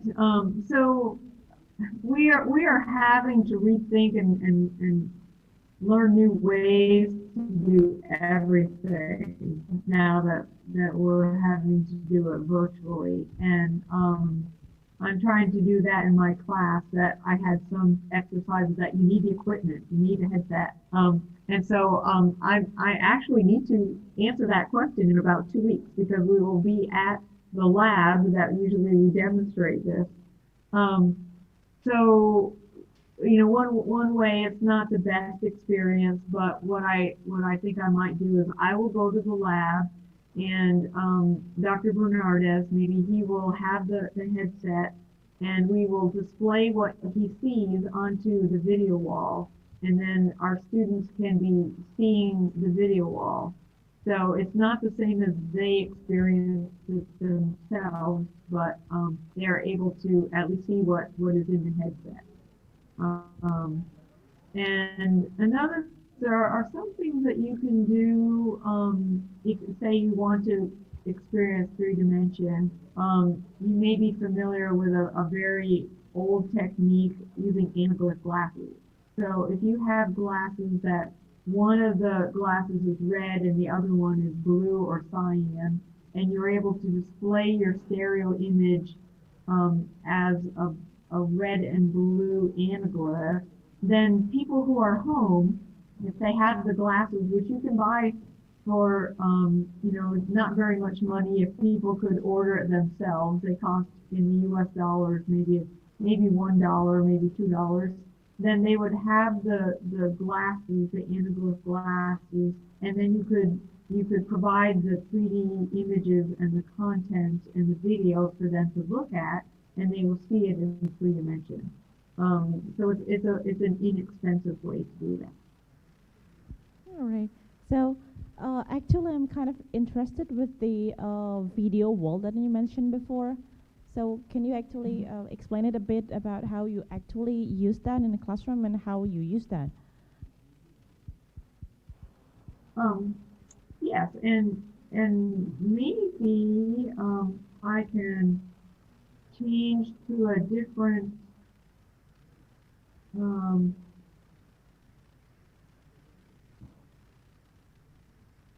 that would take too long. I was going to try sharing a different presentation. Never mind.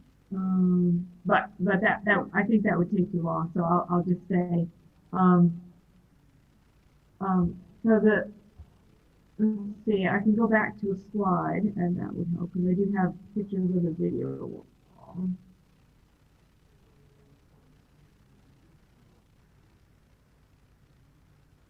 And this may take a minute to update.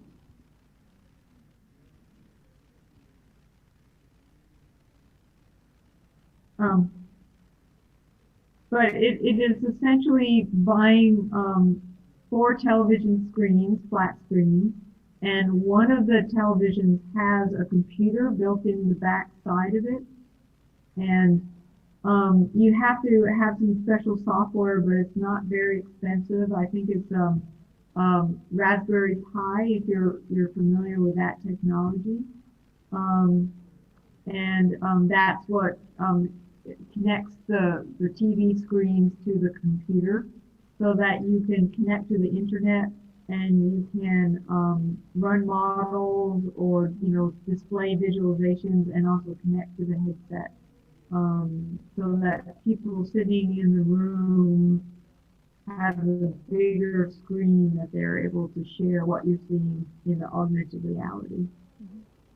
And I would also say that Dr. Bernardez, he set all this equipment up, and so he would be a great person to ask any technical questions if you wanted to know, how to do this. And I think the cost, television costs are coming down, flat screen costs are coming down, but I seem to recall that he said it was about $3,000 for us to get these 4 television screens and the necessary computer that connects to our computer to run this as a video wall.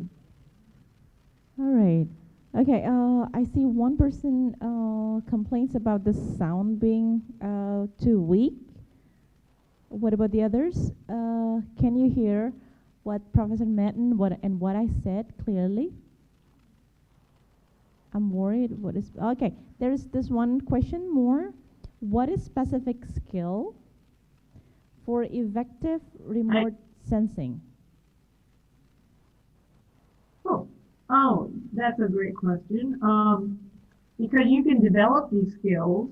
You can take a class or do some online training, but I would say it's important to know something about physics, the physics of the electromagnetic spectrum.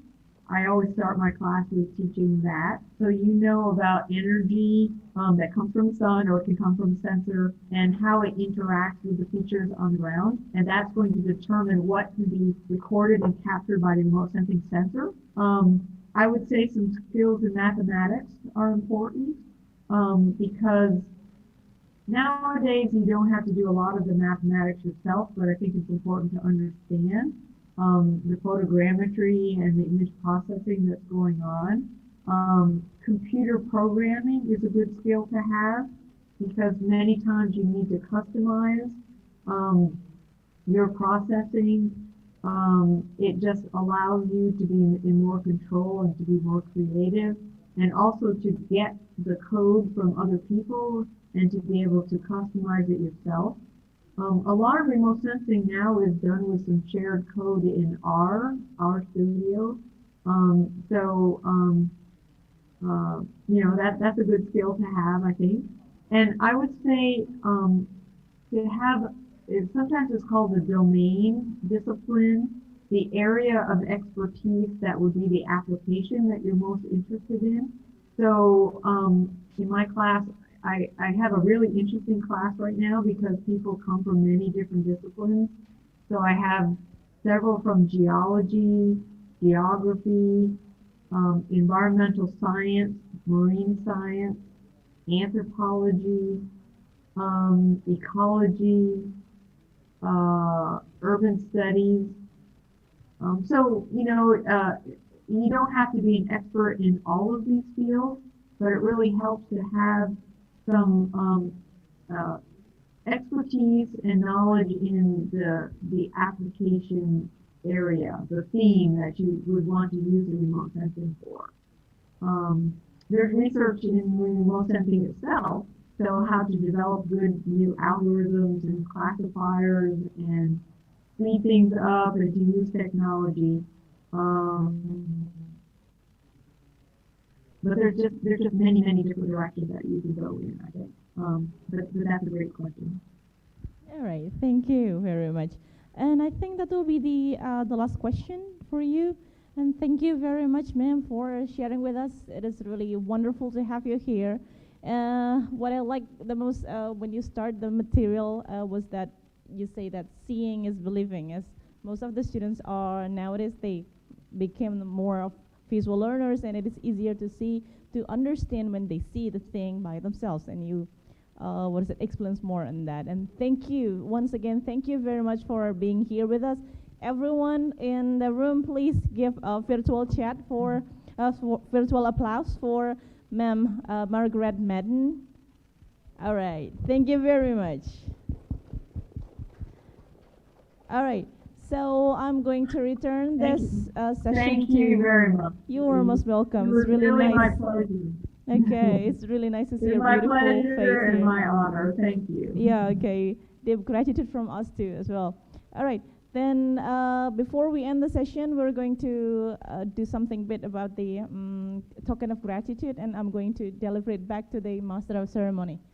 So, Master of Ceremony, please do. Thank you very much. Thank you so much, Ibu Bilkis, for moderating the first plenary session.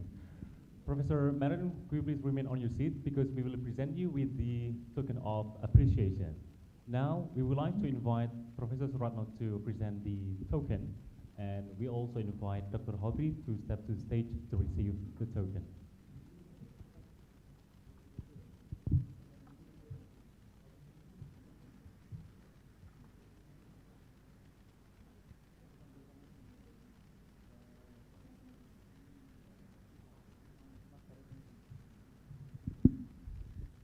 So, Prof.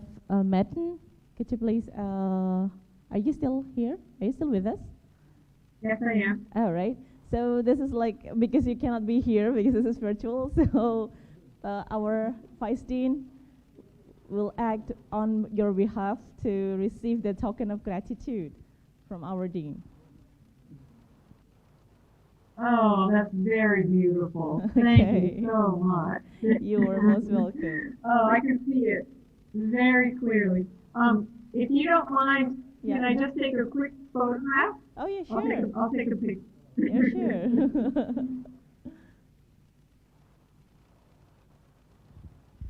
Okay, that way I received it on my phone. Thank you very much. Thank you for coming here. Oh, thank you. It was definitely my pleasure. All right. It was nice to meet all of you. That's very great to have you here. Please excuse us a moment.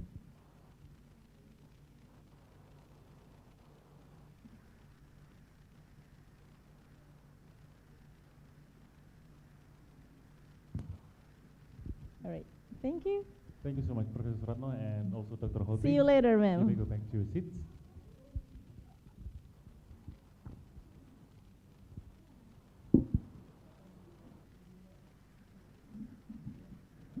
Thank you very much. The second speaker is Professor R.B. Singh, and the moderator is Rizky Febri Andika Hudori SPD MPD. Please welcome.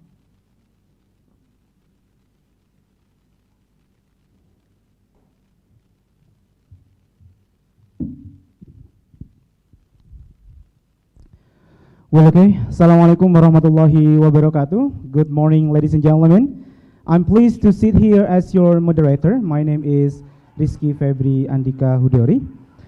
And for the second plenary session, we will have Professor R.B. Singh from India. So let me call Professor Singh first. Hello, Prof. Are you there? Hello. Okay, Prof. Singh. Well, welcome to the second plenary session, Prof. Singh. Okay, so before you are going to present your presentation, let me introduce about your introduction. Well, ladies and gentlemen, Professor R.B. Singh is Professor of Geography since 2002 and Coordinator of UGC SAP DRS 3, Department of Geography, Delhi School of Economics, University of Delhi. He is the first Indian geographer bearing dual distinction of the IGU Vice President and ICSU Scientific Committee member. He was awarded prestigious Japan Society for Promotion of Science JSPS Research Fellowship at Hiroshima in 2013 and several travel fellowship support from UNEP, UNITAR, UniSDR, and many others. He has to his credit 13 books, 34 edited research volumes, and more than 200 research papers published in national and international journals.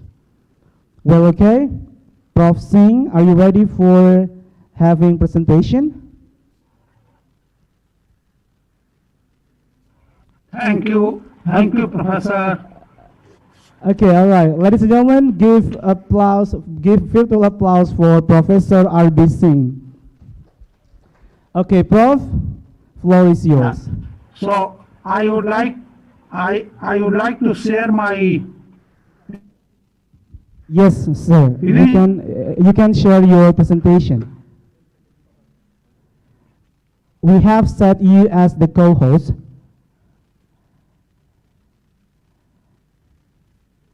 Are you able to see?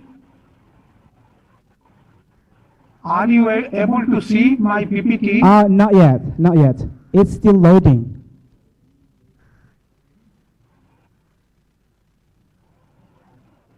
Yes, sir.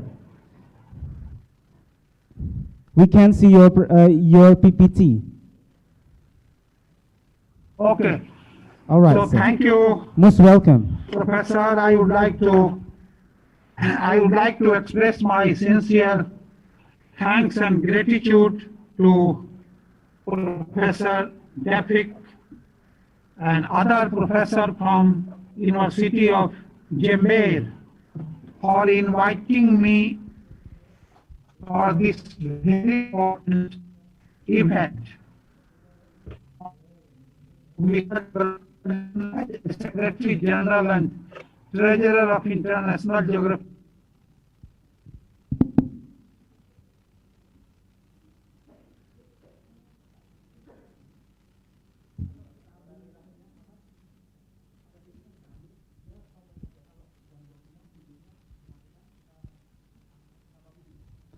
Well, okay. I'm so sorry, Prof. Singh. Maybe there is a technical problem. May you share your slides to the committee? We will help you to present your presentation. Excuse me, Prof. Singh. Because of the technical problem, may you share your presentation to the committee? We will help you to present your presentation.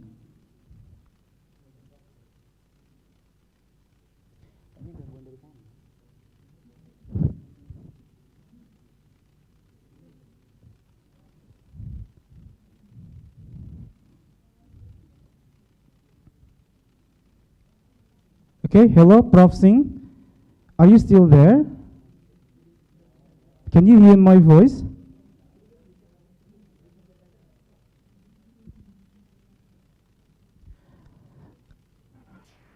Maybe Prof. Are you able to hear me? Yeah, okay. I can hear your voice. Can you send the PPT to the chat box, maybe?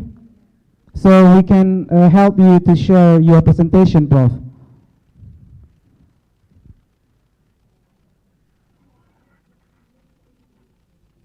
Okay, Prof. Yes, we can see your presentation, Prof. You can see? Yes, Prof. Yes, we can see your presentation. So dear colleague, my talk, as you can see, I am focusing on Indian megacities, and also I will try to discuss some related to the Asian megacity. You know, more than 50% residing in city, and if you see the future, then 2050, 80% will reside in city.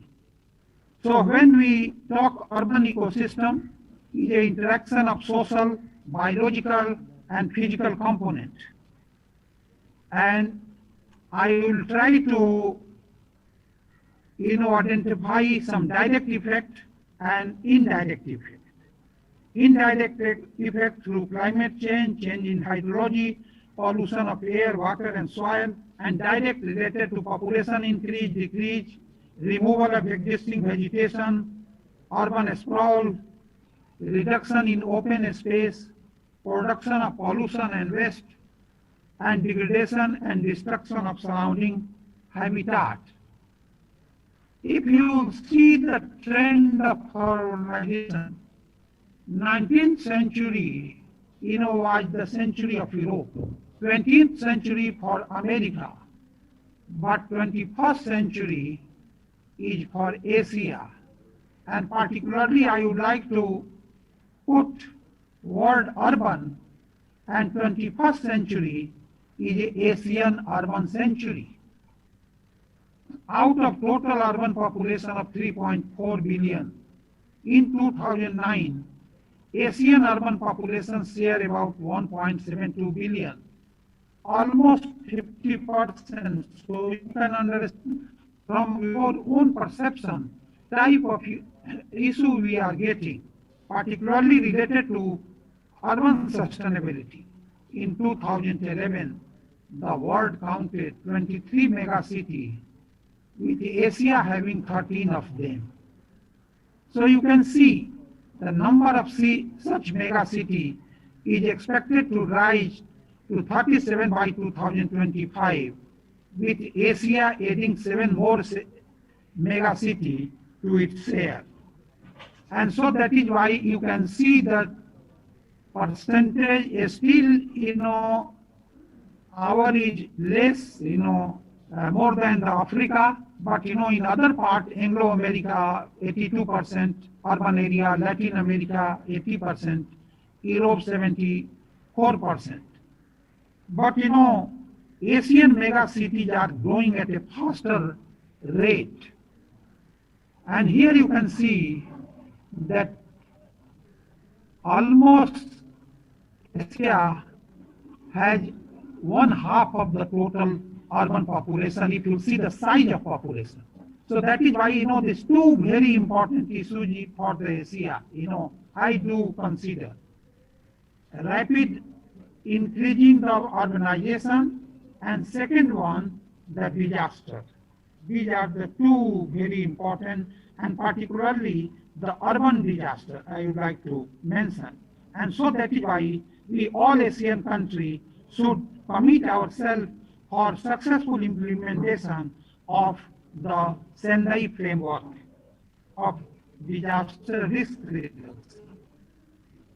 If you see the country-wise, here you can see this India and China, Nigeria, even Indonesia. We have a very high concentration of urban population, and so that is why if we want sustainability in our country, we have to focus on the urban sustainability. Similarly, you can see here the mega city, 10 million and above, more in Asia and Africa. So, big city, like here, Tokyo, Yokohama, Jakarta, Great Jakarta, region, Seoul, Delhi, Shanghai, Karachi, all, top in Asia. Then, you can go Beijing, Mumbai, Osaka, Manila, Dhaka, Bangkok. So, 12 of the 20 top megacities are in Asia, 2 in Africa, 2 in South America. So, making 16 megacities in developing country, and 4 in development. So this requires the careful geographical inquiry, social and economic inquiry. And I would like to identify some of the important challenges before developing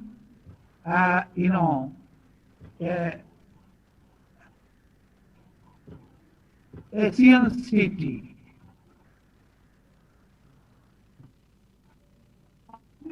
Rapid urban growth, particularly developing mega city of Indonesia, India, Bangladesh, Philippines, cost of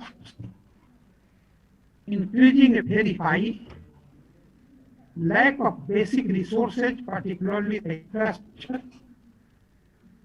concretization and associated microclimatic changes. So I would like to particularly discuss with you the urban heat island, slum and homelessness. These are the not phenomena of the past.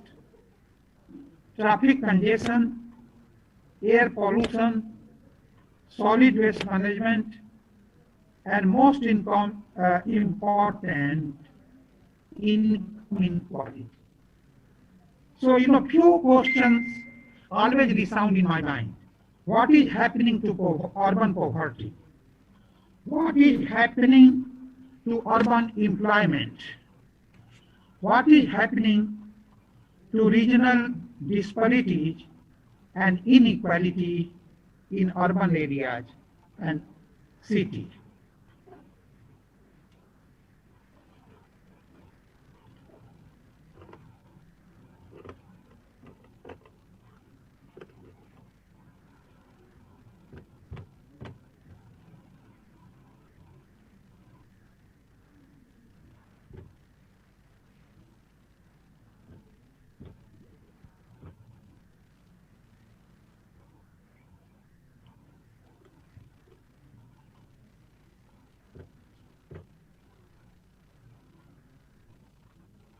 Yeah.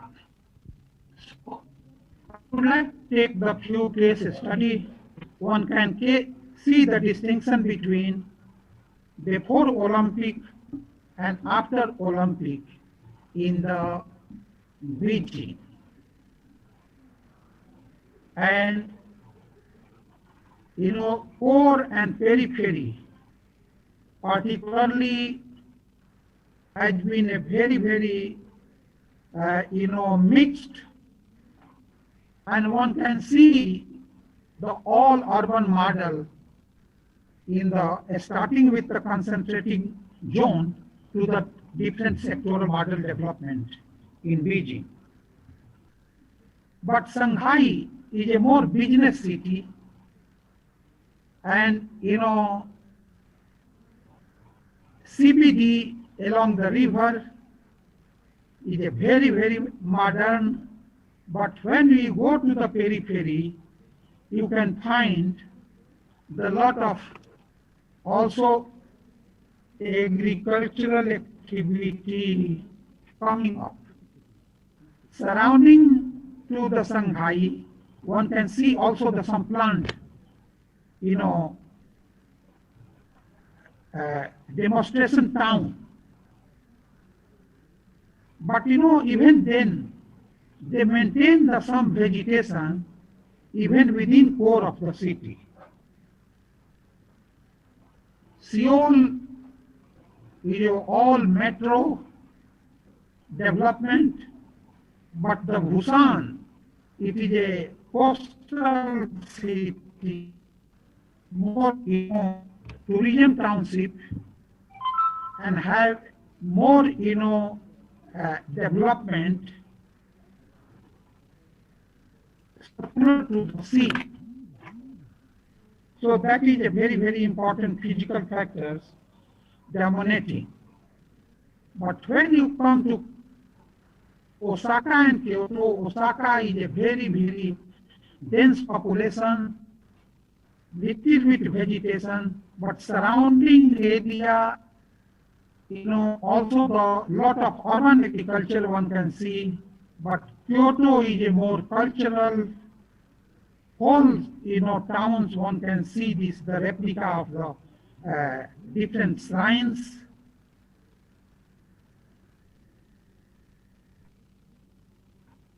But Indian mega cities are quite different from this city.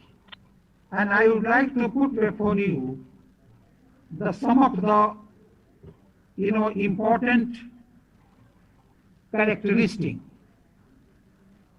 Growing metropolitanization, industrialization, and metropolitan development. So mega cities are growing at a very faster rate in comparison of the other urban areas.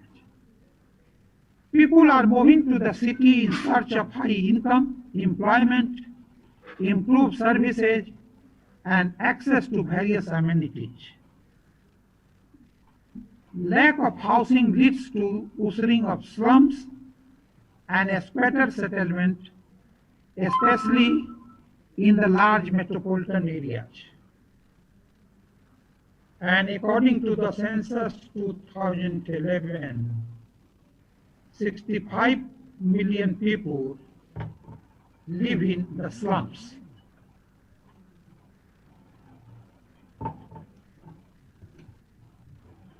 Urban population of India is 377 million. So, if you see the size of population, percentage it is a very, very less. 10% of the world and only 21% of the Asia. But size of population is the highest. And so, bringing unprecedented pressure on environmental quality brings out pressure on the urban sustainability.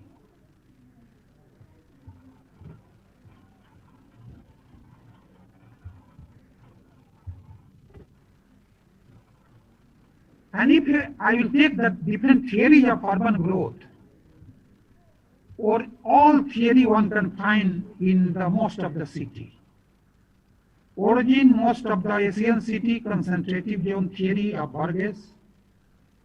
But gradually, expansion of planned city based on the sectoral of Homer Wyatt, and more recent development based on the multi-nuclei due to the university, due to the airport, due to the industrial establishment, due to the big mall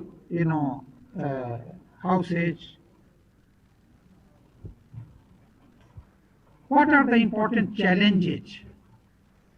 Increasing urbanization, air pollution, climate change, traffic noise and congestion, aging population and workforce, socio-economic inequality. And I would like to put before you opportunity, and then I will discuss one by one. Low carbon transition, a smart technology, big data and citizen science, integrated assessment methods, and sustainable development. More specifically, I would like to use the word sustainable urban development. So these are the most important challenges in Asia and available opportunity for us. Here, I am putting a free organization in India, and you can see it is a very uneven distribution. Out of 35 states,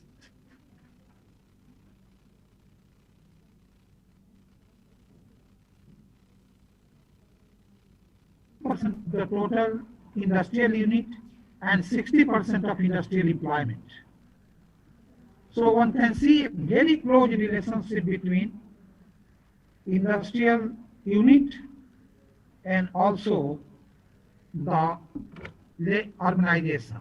And you can see the high urbanization like Punjab, more green revolution states, Gujarat, Maharashtra, Karnataka, Tamil Nadu, and Kerala. These are the more industrial development and the small and medium enterprises. And you can see the increasing rate of urbanization in India starting from 1901. But you can see here how urban sprawl is taking place. I am putting before you a case study of Delhi. Highest percentage of urban, and from 61 to last census we have taken the data and overlay using the geographic information system. You can see highest percentage of urban population in India is Delhi, 93%. Delhi experienced high rate of urbanization, rose 1.4 million population in 1951 to 16.75 million in 2011. Phenomenal rise in population of Delhi in the recent past as largely due to the migration from India. So, broadly speaking, 40% contribution coming from migration, rural to urban migration, 20% through urban, small urban center to big urban center, and around 40% you can say the natural increase. So you can understand from your own perception the type of urban sprawl taking place in Delhi, North and West Delhi. And I would like to tell you, this North and West Delhi, it was a very fertile agricultural land. So we are losing lot of fertile agricultural land due to urban sprawl, conversion of rural land to urban land, not only in Delhi, but other cities too. Here you can see the 1961 to increase of the total population of India, and still in 1961 it was 18%, and now we have almost 31%, 32%. So not so much high, but what is the most important is the size of the city, 377 million size of the city. So major problems: air, water, noise, solid waste, transportation, sanitation, housing and drainage. And I would like to, here you can see this, the comparative trend of total rural urban, and then also 1961, 71 and then 2011. So how you can see this rural area, how declined substantially, or urban areas increasing. So in case of NCT of Delhi, you can see 97.5% urban, only 2.5% rural. Migration, as I told you, rural to urban migration almost average 40% in Indian city. And so that is why the concept of national capital region came into existence on the pattern of law, like a Canberra Greater Region, Canberra. Delhi witnessed a large influx of migrants after independence, and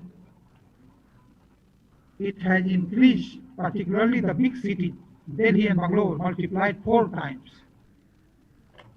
Ahmedabad, Hyderabad, Mumbai multiplied 3 times.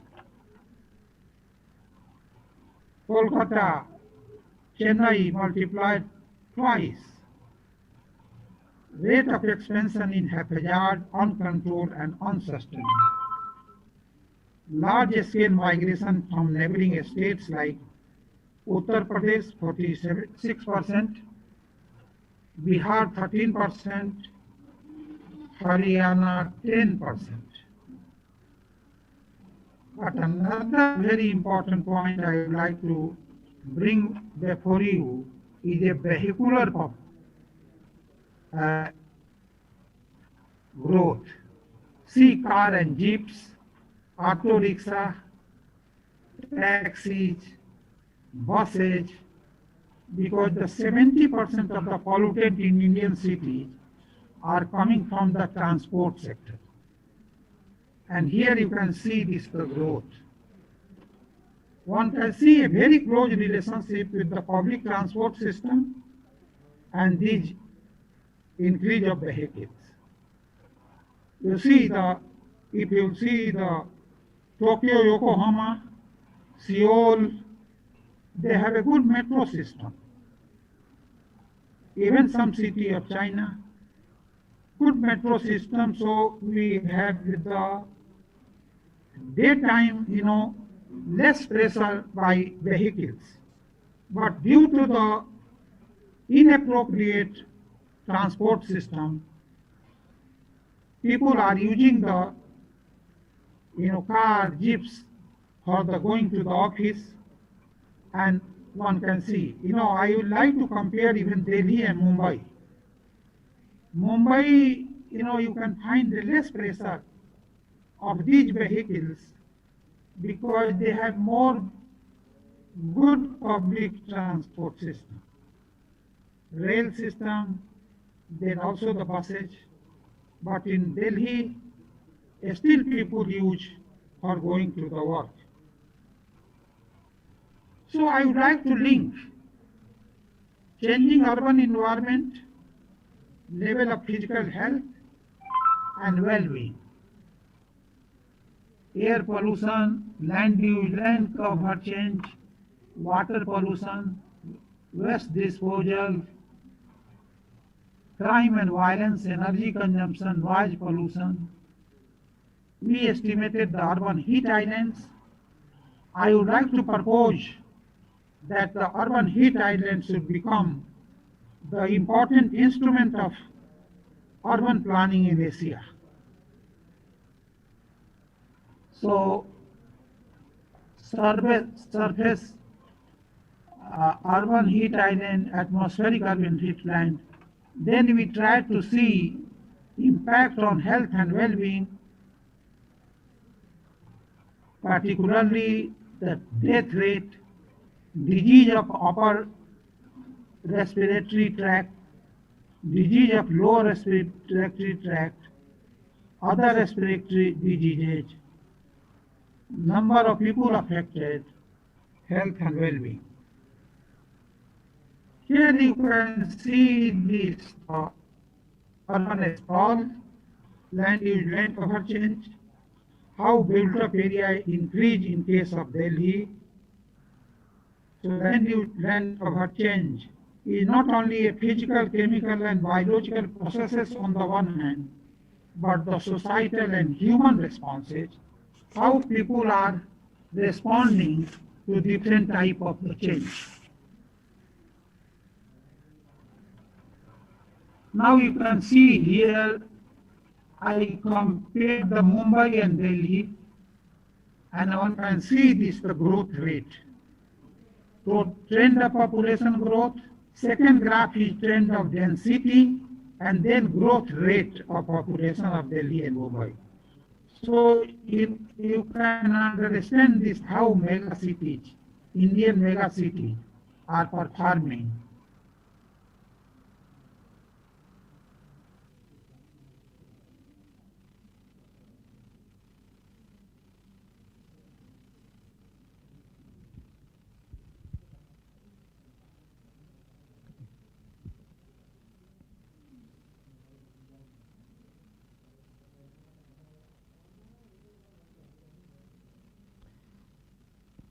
Yes, hello, Prof. Singh.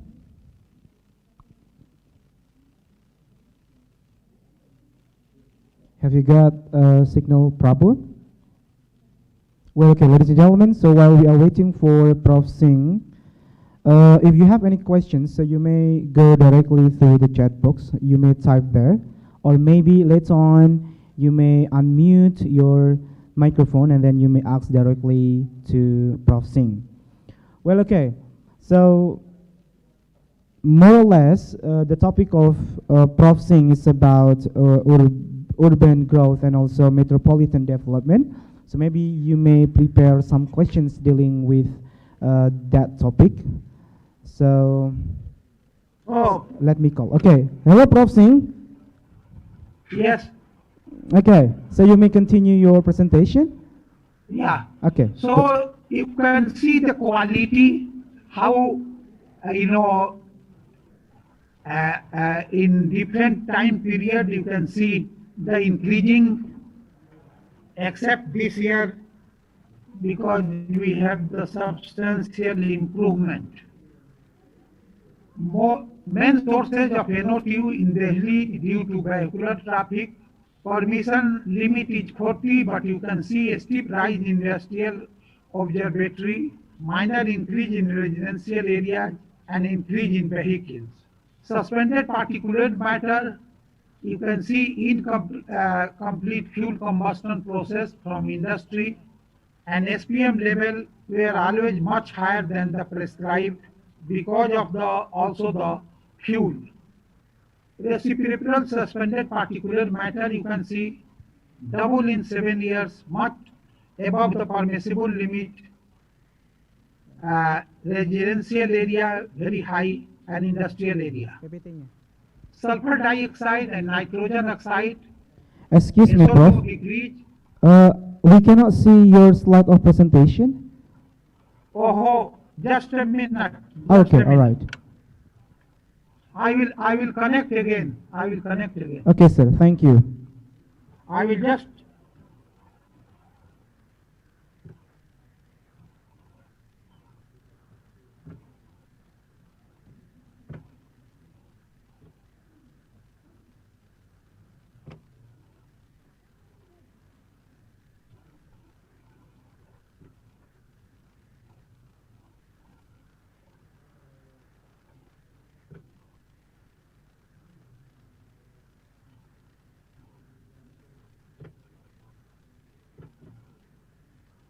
Okay, it's still loading and.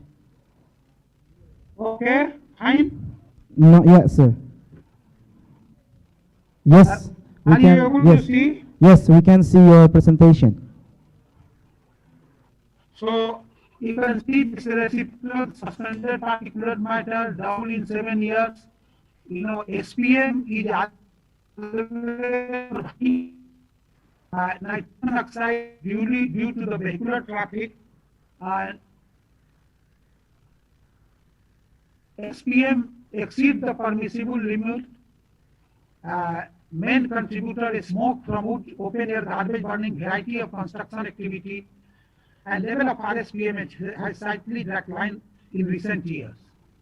Another important point, we calculated land surface temperature in the NDVI and NDVI, particularly for understanding the heat islands. And one can see here very close relationship between urban heat island and the land use land cover change. And then also the traffic nodes. So traffic nodes, industrial establishments, thermal power plants, and land use land cover change. These are the very important influencing factor.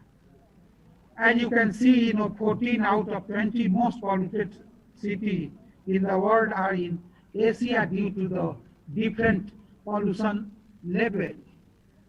And sources are thermal power plant, brick kilns, industry, transport, dust, diffuse sources, and diesel generators.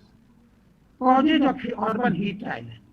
Building materials, particularly the use of materials, absorbed heat, lack of vegetation and open spaces, urban canopy effect, blocking of wind, unequal tree canopy cover, heat from automobile and other transport system. And here we predicted the urban heat island. We have taken here under the GIS and remote sensing data we have used. Remote sensing data we have used particularly for land use land cover change, and then we have used the thermal power plants data, location, traffic nodes, industrial activity, and then we superimpose under the GIS, and we try to get the such urban heat islands in different parts of the city. And one can see the high urban heat islands means near to thermal power plants. It is a more close to the industrial activity, most not vegetation cover, and very close to the traffic nodes. So key findings of urban environment I would like to put before you. That is a very, very important for the Indonesia and other also. SO2 concentration are lower than the prescribed limit, both industrial and residential area, due to the recently introduced the green fuel system. NO2 increased trend in Delhi and Mumbai and dangerous for human health. A striking soaring particulate matter due to variation in temperature, rainfall and humidity level, wind direction and other climatic factors, the level of pollutants vary across the seasons. Luck of Delhi, most striking change is observed in increase in built-up and decrease in agricultural area. Similarly, in Mumbai, there is a intensification of built-up area, expansion of prominent western and eastern suburb along with transportation line, a strong correlation between lag type and surface temperature. Delhi urban heat island is a weak hot spots exist. Mumbai heat island is strong because of the sea effect. And so that is why data from death from the urban air pollution. And you can see how much in Asia. So that is why for our Asian country, we must take a joint efforts to have urban sustainability, promoting urban health city so that we can reduce it and also the death. Now, I am putting a data. Here you can see 61% diseases in Asia are non-communicable diseases.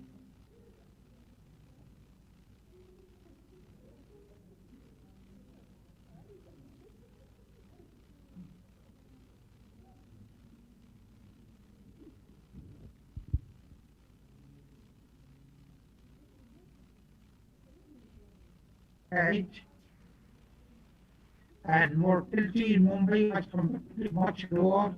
Lower respiratory diseases, very high.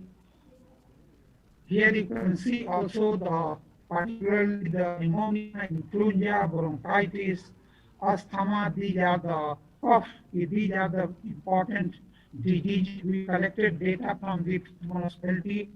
These are the data from the different region, rural and metropolitan council. And pneumonia and bronchitis, asthma is a more, 55 to 64 age groups are more vulnerable. We also conduct a survey for understanding the, this problem, health problem. So key finding on health, a steady rise in the mortality and particularly the respiratory illness, major contribution, ORD, major respiratory disease causing death are pneumonia, influenza, asthma, bronchitis. Most vulnerable is 1 year of the age and above 64 years. Regression analysis reflects that low-income groups are the more vulnerable than high-income groups.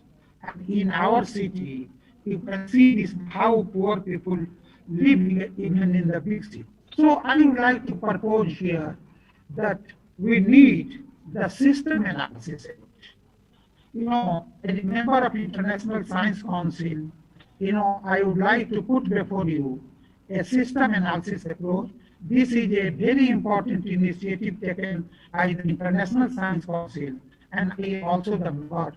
We are trying to see development of the new conceptual model of the process regulating health urban setting that incorporate dynamic relation. These must be a specific a given research problem. Their specification, implementation may involve input from a stakeholder as well as scientists. The use of system tools and formal simulation model such as agent-based model, system dynamic models, and other system modeling tools to better understand the functioning of integrated urban and health system or to predict the health effect of hypothermal intervention. The integration of various sources of data, including spatial, visual, qualitative, quantitative, the conceptual and formal simulation model, and the identification of data gap that must be filled in advance for understanding system. I would like to approach, this type of settlement as a local human habitat in a broader context, where we can see lifestyle of the people are the center of our urban sustainability study. Lifestyle, community, local economy, equity, good environment, and also the global factor of climate change. So very quickly, I would like to put before you some of the important initiatives taken in India, like green building and green neighborhood, enhancing energy efficiency, solar energy, and India is hosting the Solar Alliance, reforestation in the city, green mode of transport. Here you can see the increase of the forest cover in different parts of the Delhi. Here you can see how much increase taken place in forest cover. These are the different green modes in metro system, construction of flyover, e-rickshaw, CNG related operated the bus and the auto rickshaw. Then also we are doing this land use planning, but we have to move for the environmental zoning. Not only land use zoning is important, but environmental zoning is very important for Asian country. And you can see these are the land use zoning. So we are trying to superimpose the environmental zoning. Here you can see the one to very dense urban area. This one is a more planned area, and then they are trying to develop 100 smart city program. These smart cities are also the existing urban area. Smart means sustainability.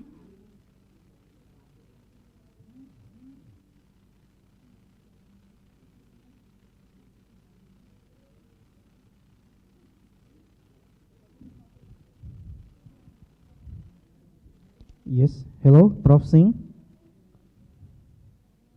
We have got lost.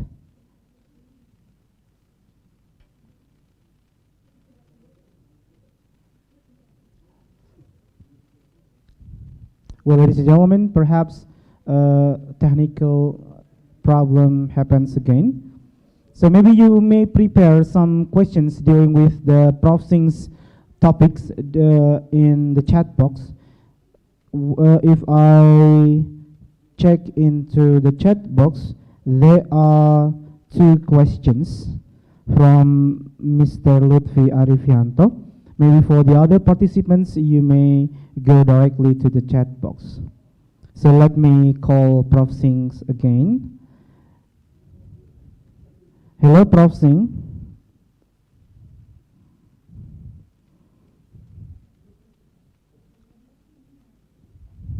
Kelihatannya masih terjadi trouble signal dengan Prof. Singh. Hello, Prof. Singh.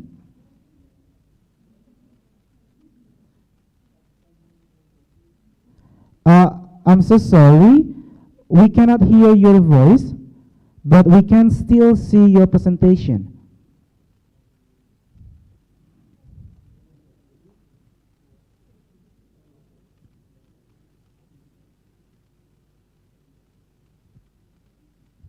Okay. Well, ladies and gentlemen, I beg your pardon. So let's call Prof. Singh again. Hello, Prof. Singh. Can you hear my voice?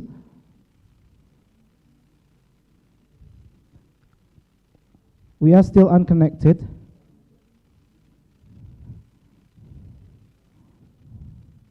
Hello? Yes, hello, Prof. Singh, finally. Yes, hello. Can you hear my voice?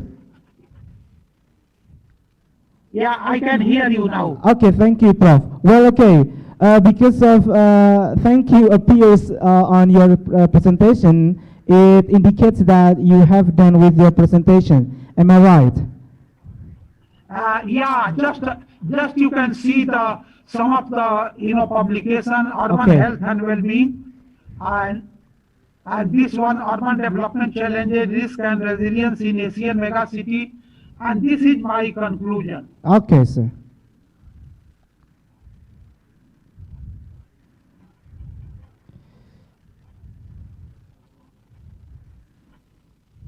Activities are the more important. Balanced regional growth is essential. Carbon resilience measures are very important for mitigating climate change and valuing rural community by encouraging public participation. Thank you very much. Thank you. Okay, ladies and gentlemen, give further applause for Professor R.B. Singh. Well, okay, Prof, so let me read some questions for you. So hopefully you are still with us. The first question is from Mr. Arifianto.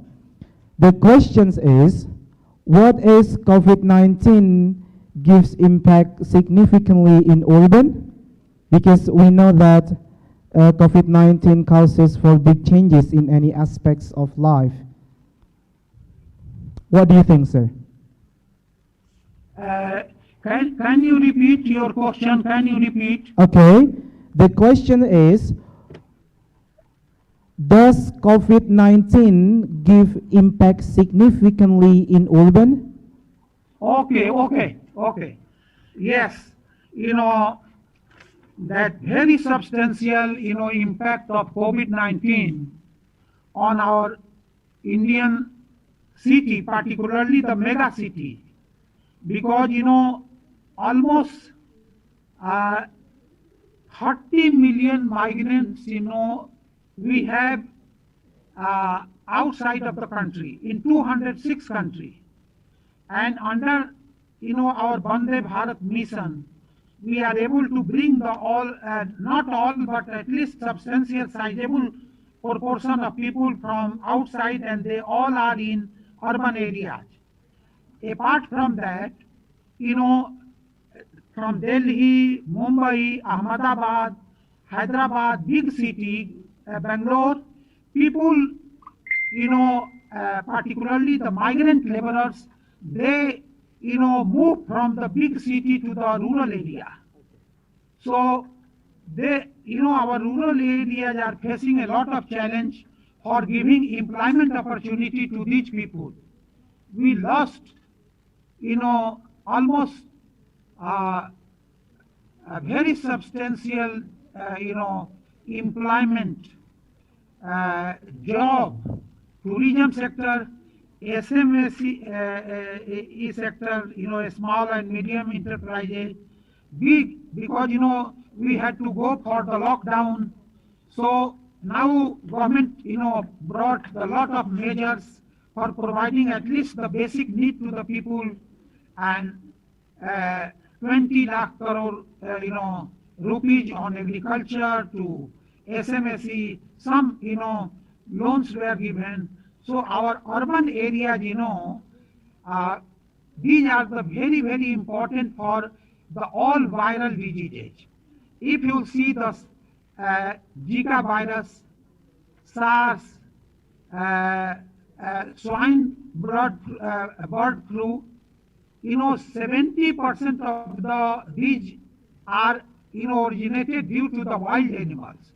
and almost 80% they all are impacted in urban areas. So not only this, but earlier in the past, but this pandemic posed a very several challenge, because many migrant laborers, those who were in the big city, they had to go back because all landowners, they had no money to pay for the rent, and so that is why there is a need for a special public.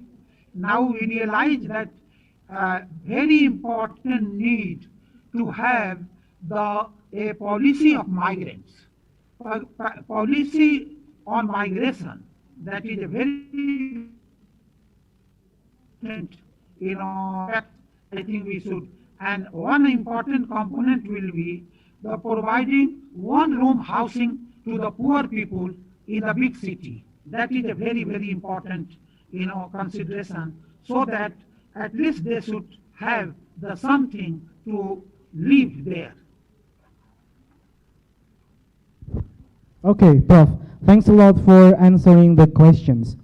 Well, okay, if you don't mind, I will read for the last but not the least question. What is corporate social responsibility program for company can contribute for solving in problem of urbanization? Can you get the point, Prof? For the industry? What is the corporate social responsibility CSR program? Okay. From the company? Yeah, okay. Yeah. These days, impact was from a small grocery shop to the big company. So they are also lacking money, but they have contributed to the different, assistant program. And, I would like to tell you, we had only one lab for testing when Corona started.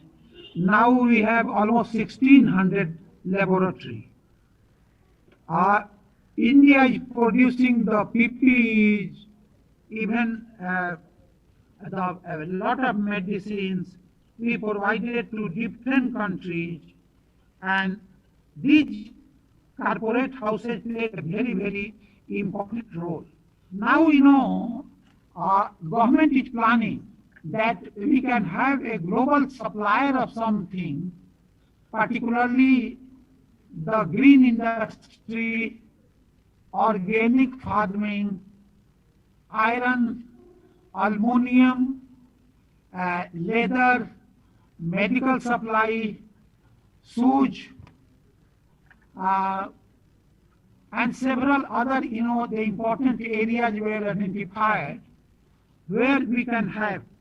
Then, it is very important that all laborers, those who went to some of the states like Bihar, Uttar Pradesh, Madhya Pradesh, they get some employment at a local level, particularly for, local level, constructing roads, deepening the water harvesting ponds. So, they are having such type of schemes. And the corporate social responsibility was very, very important to help our different PM relief fund and the several our assistant program in our country. Thank you. Okay, thanks a lot, sir. And there is another questions from Ibu Elvi Susanti from Miss Tasri. The question is, what is the role of the Indian government in urban planning in the context of implementing development based on environmental concept? That's the question, Prof. Yeah, since many years, Government of India realized the importance of urban planning, and so that is why we earlier then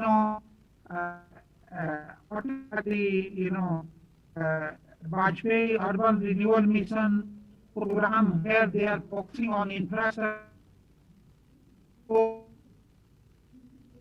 the master for the different cities, different type city, small and large.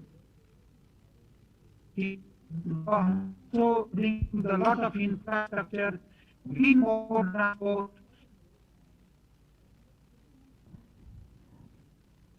I beg your pardon, Prof. We cannot hear clearly your voice, perhaps because of the signals problem. Maybe you may repeat your answer dealing with Ms. Tasri's question. Green more energy and more recently the 100 Smart City program, and 100 Smart City programs are also the old city. So they are having the three important core components: infrastructure, sustainability, inclusiveness, and the peaceful. So how the crime is also very important, crime against women, how we can reduce the crime, that is also very important aspects of the Smart City program. So these are the very, very important. It is very important also that academic community, they are preparing using the remote sensing data, our geographers, and the GIS. We are also preparing the different type of the plan, land use plan, environmental zoning plan for the different city, so that policymakers can use.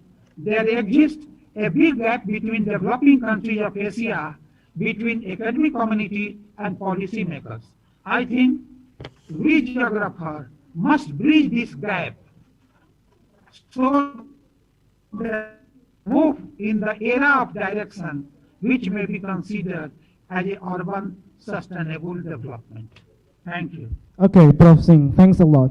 Well, ladies and gentlemen, because of the time, so we reached the end of this presentation. Prof. Singh, are you still with me?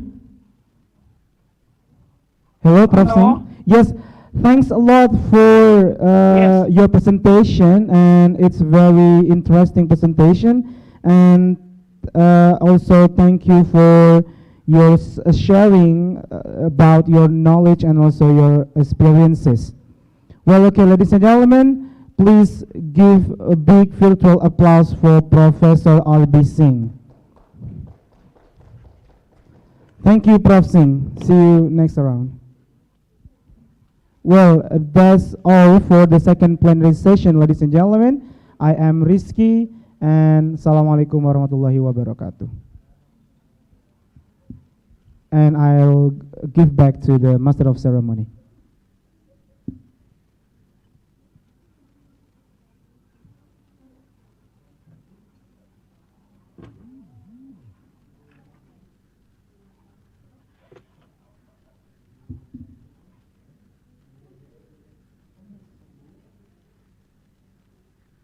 Thank you very much for Professor R.B. Singh and the moderator, Rizky Febriy Andika Hudori. And now we'll present the token appreciation to Professor R.B. Singh, to Professor Suratno MSE. Please step forward to be presented. Dr. Sumardi M. Hum, please come to the stage to award the token of appreciation.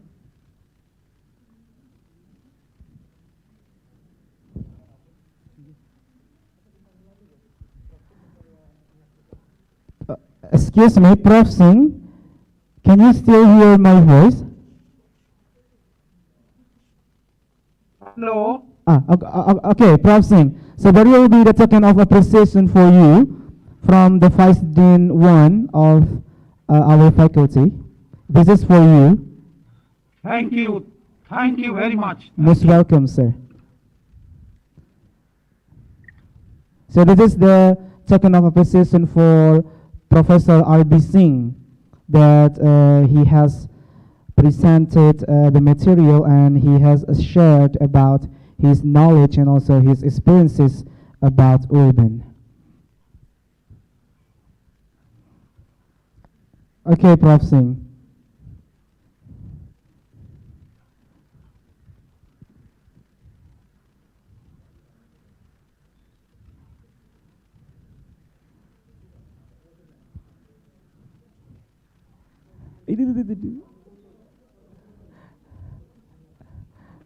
Okay, Prof. Singh, so you may witness the token of appreciation as it's the special for you.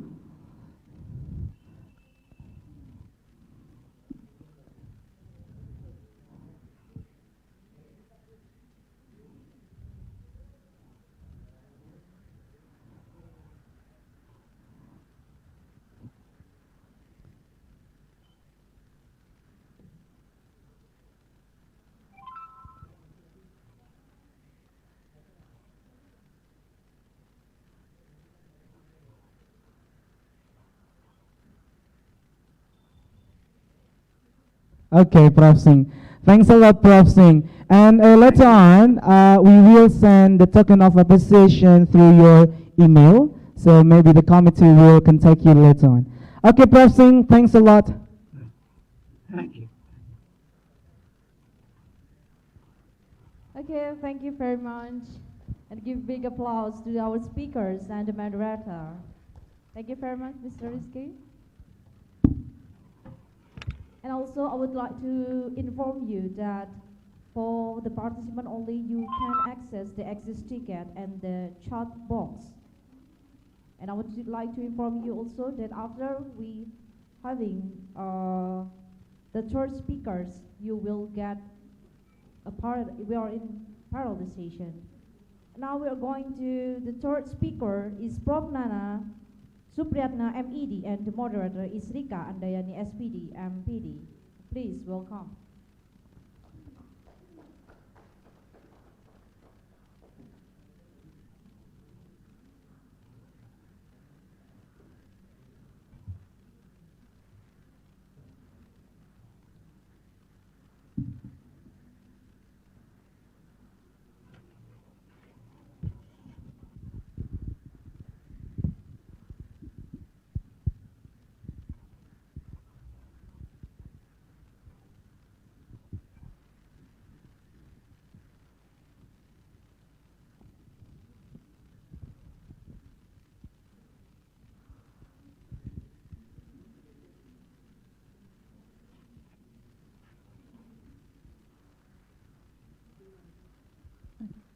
Assalamualaikum warahmatullahi wabarakatuh. Good morning. So today, Prof. Nana Supriyatna MED will present the third plenary session. Okay, let me introduce Prof. Dr. Nana Supriyatna MED.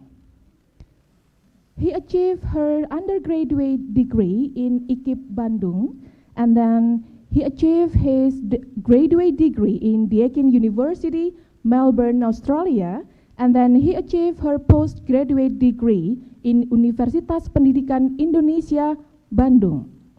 And then he is teaching at History Studies in the Faculty of Social Studies Education, Universitas Pendidikan Indonesia. And then in today's international conference, Professor Dr. Nana Supriyatna MED will present eco-literacy development through creative pedagogy toward global issues in social studies learning. Prof. Nana Supriyatna, are you there? Yes, thank you very much. Can you hear my voice? Yes, I can hear your voice clearly. Thank you. Okay, wilujeng enjing Prof. Nana. Wilujeng enjing. Okay. Matur nuwun. Okay. Prof. Nana. Okay, so you have 45 minutes to present your materials. Yes, please, Prof. Nana. Yes, please. Thank you very much. Can you help me to show my PPT, please? Okay. Good morning, ladies and gentlemen, or probably good afternoon. I'm Nana Supriyatna from Indonesia University of Education. The Honorable the Honorable Rector of University Negeri Jember, the Honorable Dean, the Faculty of the Faculty, and the Honorable Head of the Study Program of Social Studies Education, and then the moderator. Thank you very much to ask me to present my paper in this international conference, and my paper entitled Eco-Literacy Development Through Creative Pedagogy Toward Issues in Social Studies Learning. My expertise actually in history education, and then recently I've been learning a lot of issues concerning global issue, and by using interdisciplinary approach, I borrow some concept from ecology, geography, and social studies to develop eco-literacy by using eco-pedagogy. And this is my title, and I will present this in a few minutes. I think not until 30 minutes. Please next. My first question is, why should we develop student eco-literacy? This is very important question for me in teaching history and teaching social studies. So this question also is the main issue to equip our students with eco-literacy. Next, please.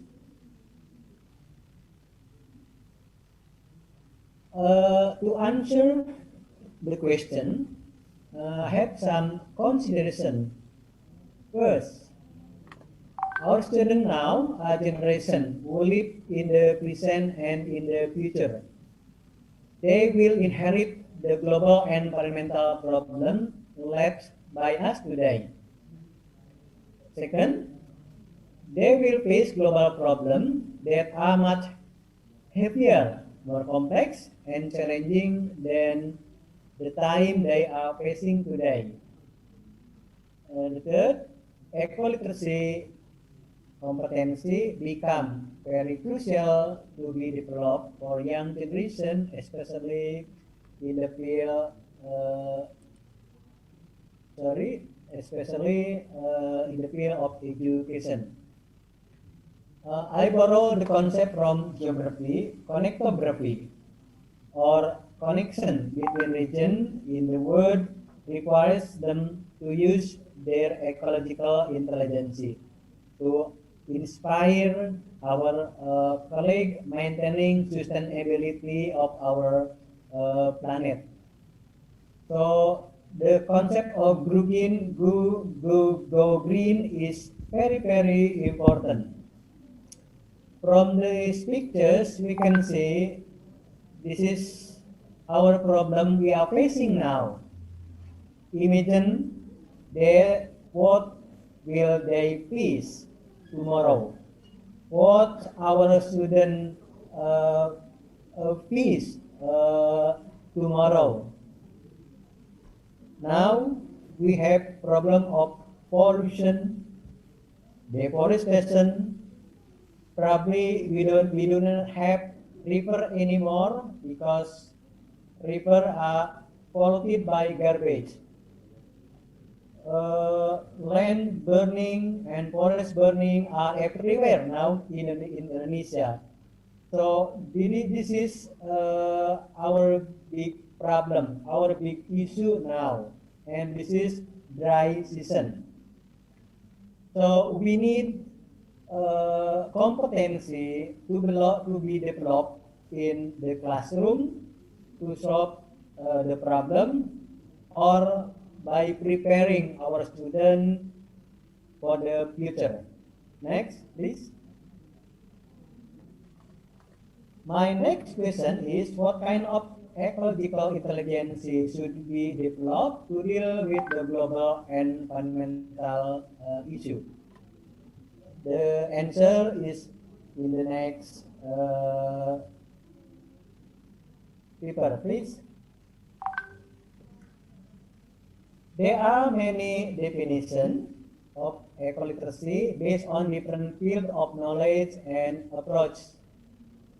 So I define ecoliteracy in the context of history education, my area, as part of social studies learning as follows.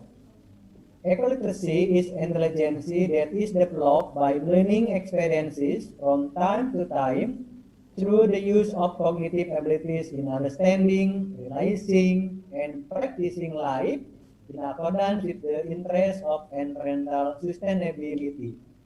So our literacy, our competency should support sustainability of our planet. Next, please. For me, students who have ecoliteracy will understand that every action does not only affect themselves and others, but also on their surrounding environment.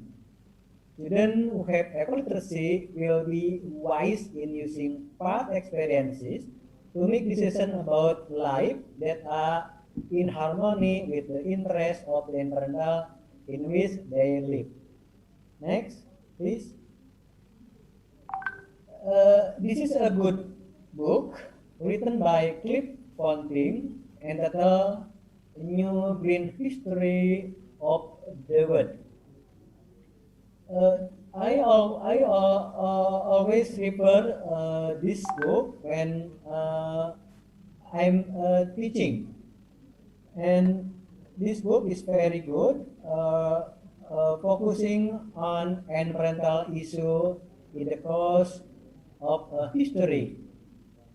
And this book discussing some key points in human history that will impact the future of coexistence between human and nature.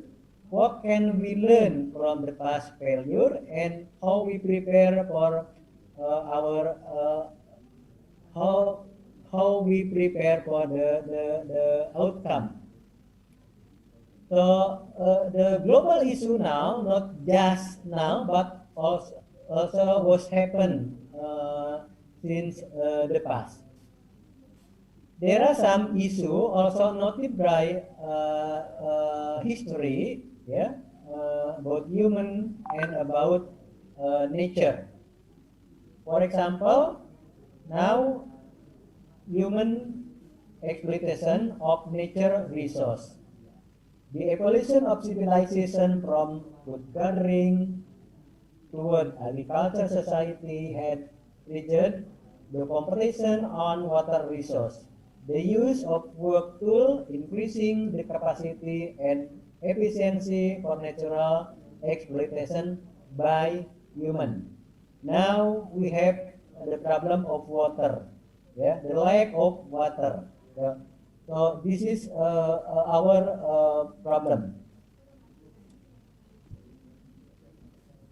Industrial revolution, the invention of oil-based machine had increased the productivity and support the modern life, but it is resulted in the acceleration of pollution release and increased temperature of the earth's surface by substantial of carbon dioxide.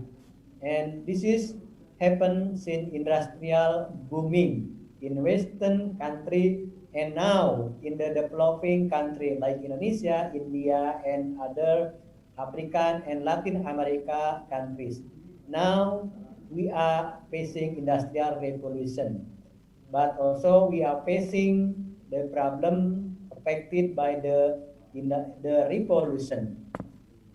The third is population booming and consumerism. The industries increase product, supply market with more goods, enable society to grow. Bigger population need more good.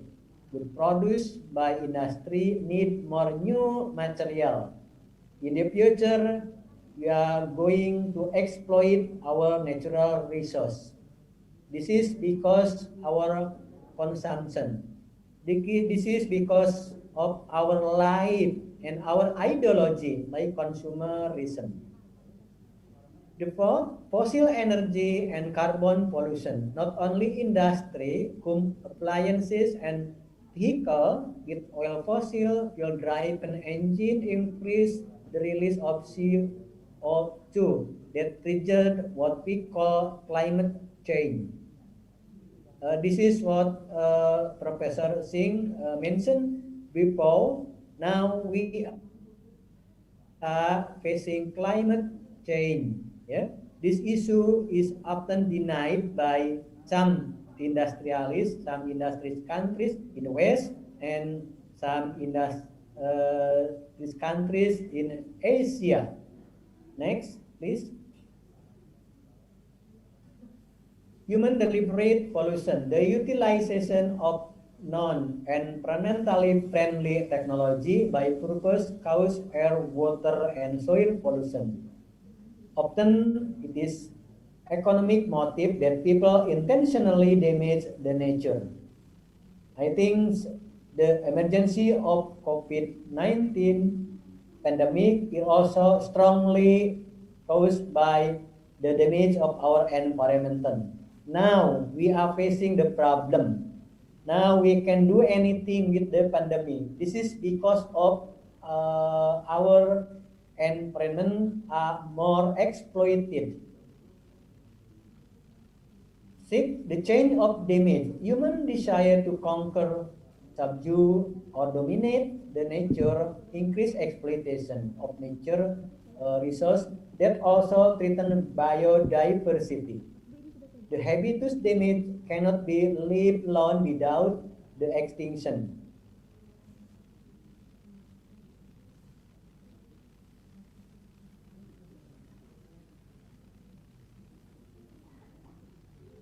Seven, free trade global interconnectivity.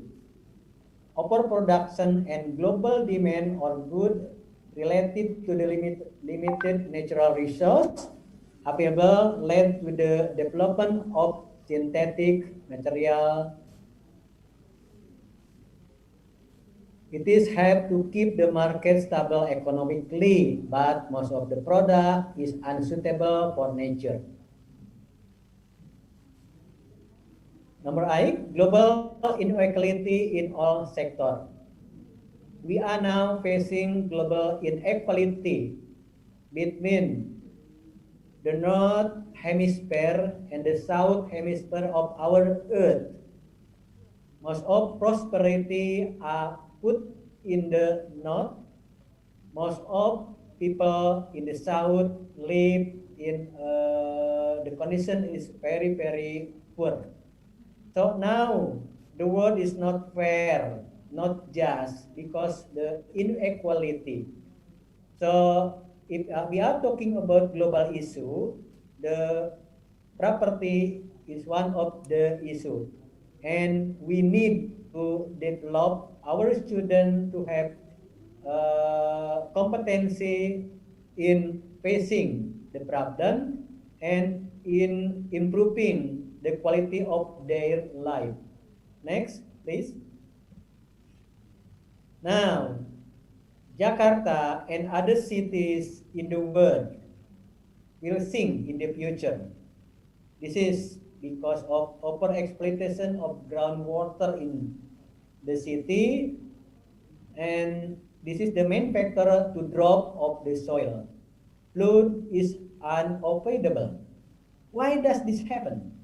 History, geography can tell you why, but you can action. But your action is the only way to stop it. So we have to live harmony with the nature. Next, please. How should the social studies learning respond to the issue?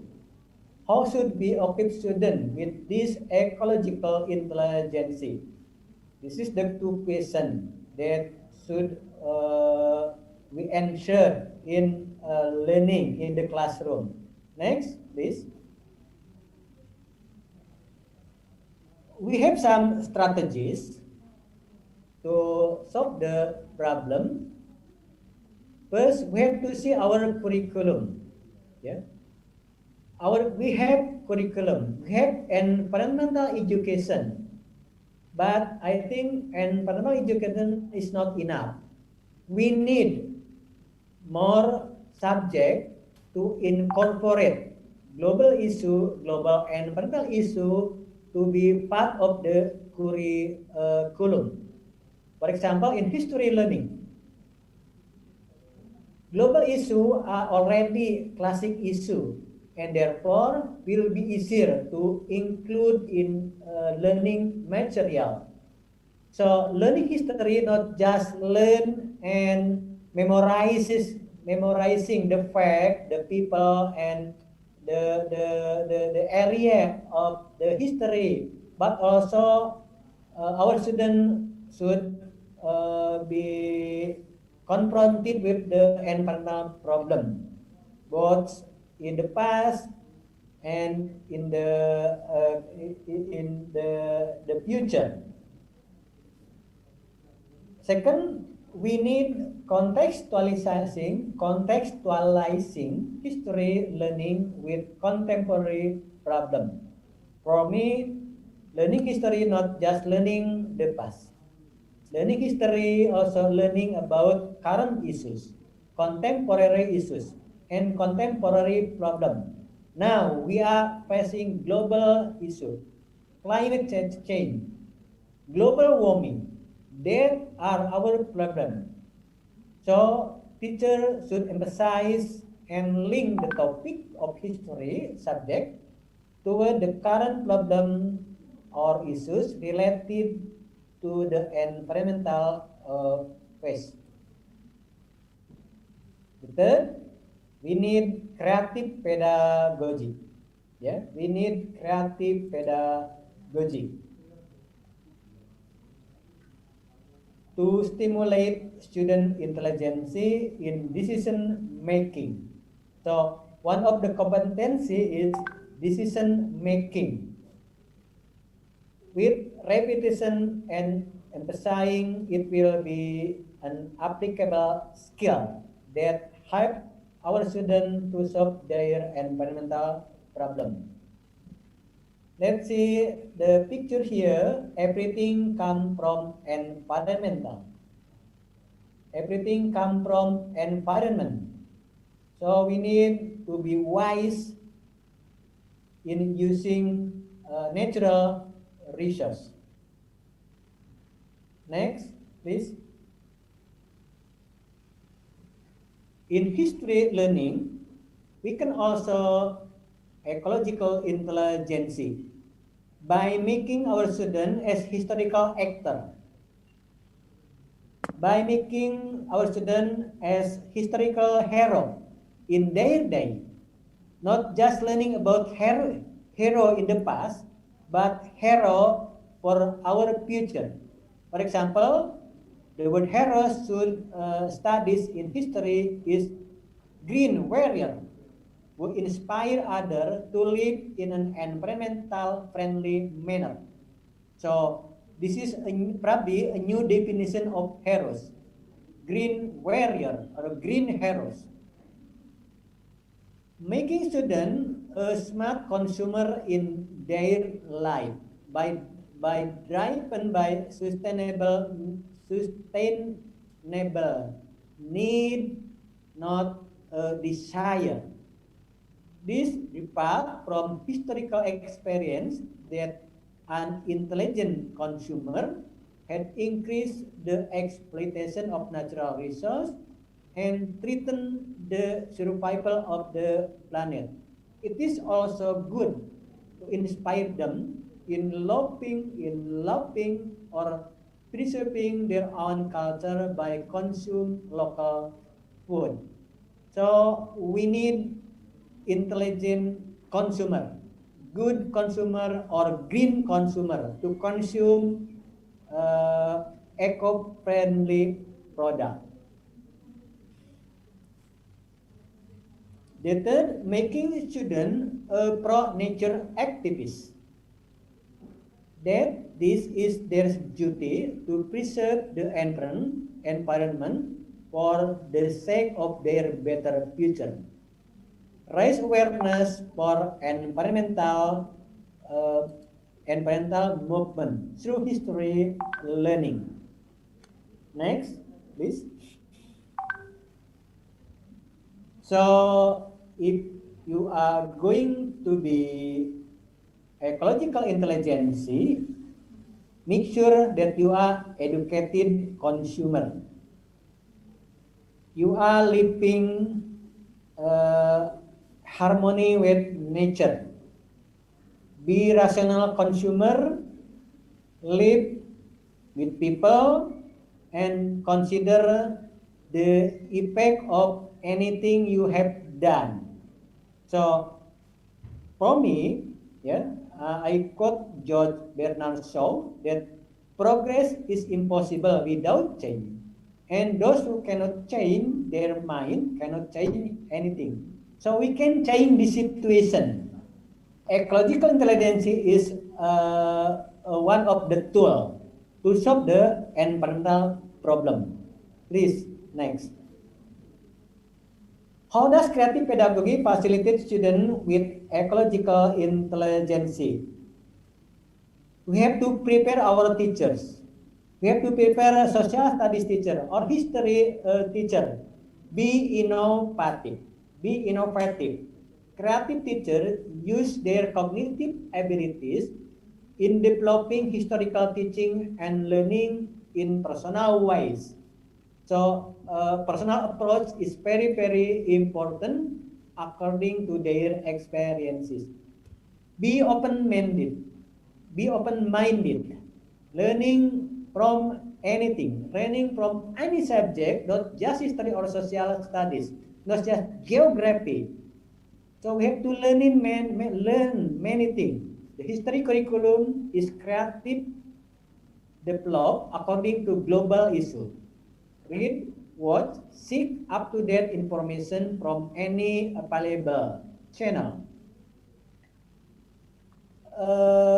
And then be reflective, making connection with any issues, including environmental faced by students. History education is part of social studies, which also use an interdisciplinary approach.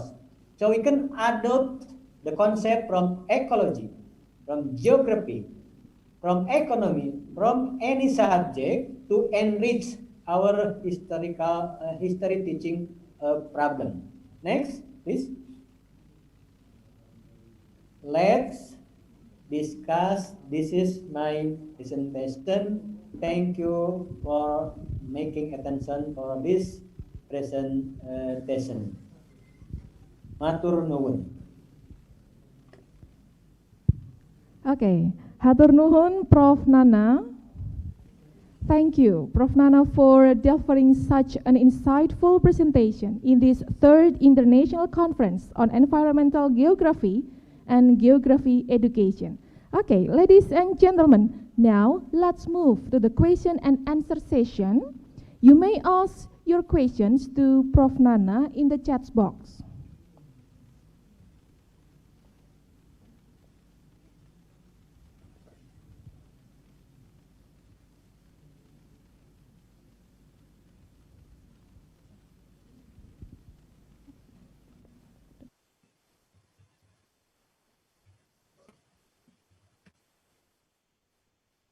question. Yeah, could you please give us practical examples please. in how we are as the lecturers, as historical actors in our educational activities? Prof. Nana?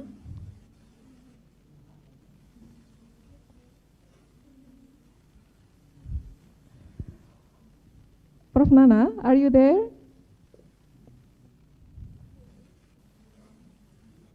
I cannot hear you.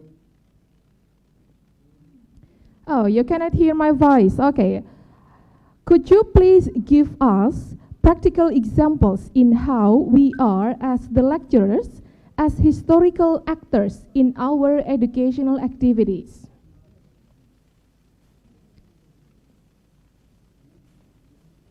Please repeat your question.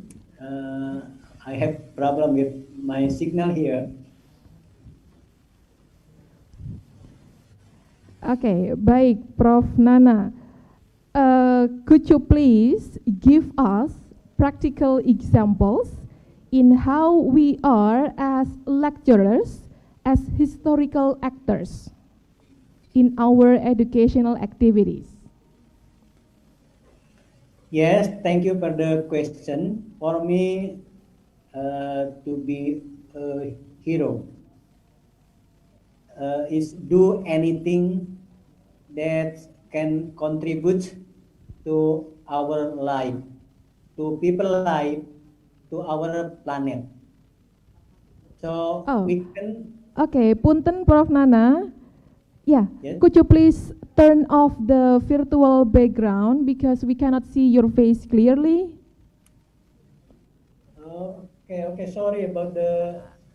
I think the important thing is my voice, not my face. Your face, Prof. Okay, it's okay. How about my voice? No. I'm sorry, Prof. Punten. Okay. Could you please turn off the virtual background?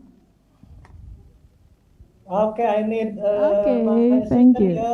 Kapia tolong Kak, ini harus dihilangkan itu virtual. Oh, sudah muncul lagi. Oke, ya. Ya, thank you for the question. Terima kasih atas pertanyaannya. Let me answer your question in bahasa Indonesia. I'm sorry for the international audiences. I can answer in bahasa Indonesia. Lakukan yang terbaik ya sebagai pengajar, sebagai dosen di pendidikan sejarah, pendidikan geografi, ekonomi atau sosial, studies dan lain-lain. Intinya adalah semua subjek itu ya, semua materi itu harus bermuara pada pembentukan kompetensi peserta didik, baik sebagai mahasiswa, sebagai siswa di sekolah, yaitu kompetensi hidup ramah lingkungan. Ya, harus bermuara pada pembentukan kompetensi hidup yang ramah lingkungan. Dan hidup ramah lingkungan atau ekoliterasi itu juga dibangun oleh pemahaman. Artinya yang digarap adalah kognisinya, pengetahuannya. Pengetahuan apa? Contoh sederhana, pengetahuan tentang eco-friendly product, barang-barang yang meramah lingkungan atau barang-barang yang tidak ramah lingkungan. Ya. Jadi mata kuliah ekonomi, mata pelajaran ekonomi tidak hanya mengajarkan bahwa mengonsumsi bisa meningkatkan ekonomi, tapi mengonsumsi juga bisa berdampak buruk pada lingkungan. Sepanjang yang kita konsumsi itu adalah produk-produk yang uneco-friendly, produk-produk yang tidak ramah lingkungan. Jadi definisi konsumsi sebagai sebuah pemicu laju pertumbuhan ekonomi itu harus dilihat ulang. Sebab bisa jadi meningkatnya ekonomi juga meningkatnya eksploitasi ya terhadap sumber daya alam. The more we consume, the more we exploit to the natural resource. Jadi yang dapat kita lakukan adalah ya melihat definisi ulang soal konsep-konsep dalam bidang keilmuan kita yang selama ini barangkali untuk meningkatkan global kompetensi misalnya ya kita tingkatkan kompetensi dalam menguasai sektor ekonomi. Itu betul di satu sisi, tapi di sisi yang lain juga adalah harus diperhatikan apa dampaknya bagi lingkungan hidup. Ya, tanpa memperhatikan lingkungan hidup, maka bisa jadi ya keilmuan yang kita ajarkan di bangku kuliah, di ruang kelas, itu malah akan membuat planet kita bertambah sakit, akan membuat climate change lebih parah lagi, akan membuat global warming lebih meningkat lagi, dan peristiwa rob air laut meningkat ya di pesisir pantai utara Pulau Jawa dan pulau-pulau lain di Indonesia itu akan terus terjadi ya. Karena itu karena global warming, karena polusi, karena konsumsi kita akan kendaraan bermotor. Ya, sekarang lumayan ada pandemi sebagai blessing in disguise, lumayan. Ya, kerusakan lingkungan lumayan. Ya, polusi berkurang. Ini barangkali alam sedang mengingatkan kita semua. Ya, alam sedang mengingatkan kita semua untuk lebih bijak. Ya, dalam menjaga hubungannya dengan alam. Nah, jadikanlah lewat pelajaran sejarah anak-anak sebagai pahlawan hijau namanya. Dulu pahlawan adalah mereka yang mati karena berperang melawan penjajahan, ya, dan dimakamkan di Taman Pahlawan. Tapi sekarang kita bisa menjadikan anak-anak kita semua sebagai pahlawan lingkungan, yaitu pahlawan lingkungan tidak hanya soal mengurus lingkungan, tapi adalah pahlawan yang bisa menginspirasi, inspire others, menginspirasi yang lain, ya, agar memilih kehidupan yang sesuai dengan atau yang menunjang konsep sustainability atau kesinambungan planet ini. Saya setuju dengan konsep reduce, reuse, recycle. Mengurangi konsumsi yang tidak ramah lingkungan. Gunakan kembali barang-barang yang masih bisa dipakai. Jangan tergoda dengan tawaran-tawaran diskon 70%. Jangan lupa lakukan juga recycle. Kalau itu dilakukan, ya, saya meyakini, ya, anak-anak didik kita, mahasiswa kita, kaum terpelajar kita akan menjadi pahlawan pada masa yang akan datang, dan mereka bisa menikmati planet ini sama nikmatnya dengan yang sekarang kita jalani. Artinya planet kita, sumber daya alam kita sekarang juga untuk the next generation, ya, anak-anak kita sekarang.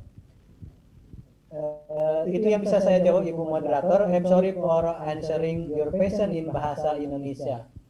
Okay, thank you. Hatur nuhun, Prof. Nana. Okay, the next question, Prof. How is the design of learning from eco-literacy in areas where many of the students' parents are perpetrators of illegal lodging, so that there is no conflict of interest between parents, students, and teachers? As you can read in the chat box, Prof. Nana. Hello, Prof. Nana. Yes, yes. Okay, yeah, so that's the second question from the audience. Ibu Maratu Soliha. From Bapak Asep Ginanjar, Prof. Which one? Which one? Asep Ginanjar, okay. How is the design of learning from eco-literacy? Okay. Where many of the student parents are perpetrator or illegal logging, so that there is no conflict of interest between parent, student, and teacher. Yes, don't avoid controversial issues. We can develop teaching history, teaching geography, teaching economy, and other social studies by using controversial issues. For example, logging. Logging, we need logging for production of material, For example, for building our house. But logging also can increase our deforestation. Apalagi illegal logging. Ya, apalagi illegal logging. Logging saja itu juga merupakan tindakan yang semakin mengeksploitasi sumber daya alam. Sekarang kita sedang meningkatkan energi, ya, mengganti minyak bumi. Salah satu di antaranya adalah dengan menggunakan crude palm oil, minyak sawit. Indonesia is the biggest country in the world exporting crude palm oil. Yang terbesar itu dibayar dari deforestasi, dari pembabatan hutan heterogen menjadi hutan homogen. Bahkan kita lakukan dengan cara membakar hutan. Ekonomi kita meningkat, betul. Ekspor kita meningkat. Roda ekonomi juga bergerak karena itu, karena crude palm oil, karena sawit, ibu bapak. Ya, ekonomi tumbuh dan berkembang. Ya, tapi harus dilihat ulang lagi, ya, bahwa semakin banyak kita mengonsumsi barang-barang yang berasal dari minyak sawit, sebut saja biskuit, margarin, minyak goreng, kosmetik, ya, keju, itu akan meningkatkan deforestasi. Itu kontroversial. Di satu sisi kita ingin ekonomi meningkat, di sisi yang lain kita mengalami deforestasi. Tapi itu harus kita lihat dari beragam perspektif. Silakan, ya, lakukan itu. Ya, dilihat dari beragam perspektif supaya apa? Supaya anak-anak menyadari bahwa betul kita harus makan minyak goreng, harus berkosmetik, ya, harus punya wajah yang cantik, ya, dengan lotion dan lain-lain. Tapi di sisi yang lain pun kita bisa menjadi konsumen yang cerdas. Be a good consumer, be a green consumer, ya. Nah, caranya adalah, ya, itu adalah Anda harus punya decision making skill, pengambilan keputusan. Yang kedua, negara kita sedang meningkatkan energi, yaitu dari mengganti fosil, dari minyak bumi. Sekarang kita menyebutnya green energy. Bagi saya sih tidak green banget, karena akan menjadikan kelapa sawit, crude palm oil sebagai bahan minyak bakar. Artinya nanti semakin banyak kita menggunakan mobil, menggunakan kendaraan, bepergian kemanapun, maka kita sebagai konsumen ikut serta menambah deforestasi. Pendidikan apa yang dapat kita lakukan sekarang untuk itu? How to reduce. Bagaimana mengurangi. Sekarang ada fenomena orang bersepeda. Keren, bagus. Tapi mungkin ke depan diperlukan lebih banyak lagi kendaraan yang ramah lingkungan, kendaraan yang tidak menggunakan bahan bakar fosil, bahan bakar BBM, minyak, atau juga bahan bakar kelapa sawit, tapi mungkin kendaraan yang bertenaga listrik, ya, bertenaga angin dan lain-lain. Ini tantangan dalam dunia pendidikan yang harus kita lakukan. Dan untuk itu kita harus bisa mengkonfrontasi peserta didik, memfasilitasi peserta didik, ya, dengan isu-isu seperti itu. Jangan hindari kontroversial isu, ya. Biarkan anak-anak mengambil keputusan bahwa apa yang dilakukan oleh orang tuanya salah, ya, misalnya, dan dia bisa menginspirasi orang tuanya untuk menawarkan solusi bagaimana mereka menjalankan kehidupan yang eco-friendly, menjalankan kehidupan yang menunjang sustainability of our planet, of our life, ya. Itu yang sekarang diperlukan di Bapak Asep Ginanjar. Nah, tentu isu-isu tadi pertanyaan how to design the learning, ya. Mendesainnya adalah Anda harus memasukkan isu-isu lingkungan ke dalam materi pelajaran apapun. Selama ini kita terlalu fokus pada meningkatkannya kompetensi global competitiveness misalnya, tapi untuk memenangkan global competitiveness kita berusaha untuk mengeksploitasi natural resource, sumber daya alam. sudah waktunya kata global competitiveness juga adalah global competitiveness in developing our life harmony with the nature. Itu yang bagi saya adalah penting. Ibu moderator. Okay, hatur nuhun Prof. Nana. And then let's move to the next question from Maratus Sholiha. Prof. Nana, we already have more people who concern themselves about these global warming problems, such as Greta Thunberg, Leonardo DiCaprio, Lauren Singer, and etc. And a lot of organizations as well do concern to this subject. More educators too, because this subject about ramah lingkungan is discussed. What do you think this problem is still increasing, Prof? Okay, Prof. Nana. I agree with the issue. I agree with the people that take an initiative to inspire people in the world. I agree with people to be a good influencer by using social media. Silahkan lakukan kegiatan-kegiatan dengan menggunakan teknologi informasi menjadi influencer.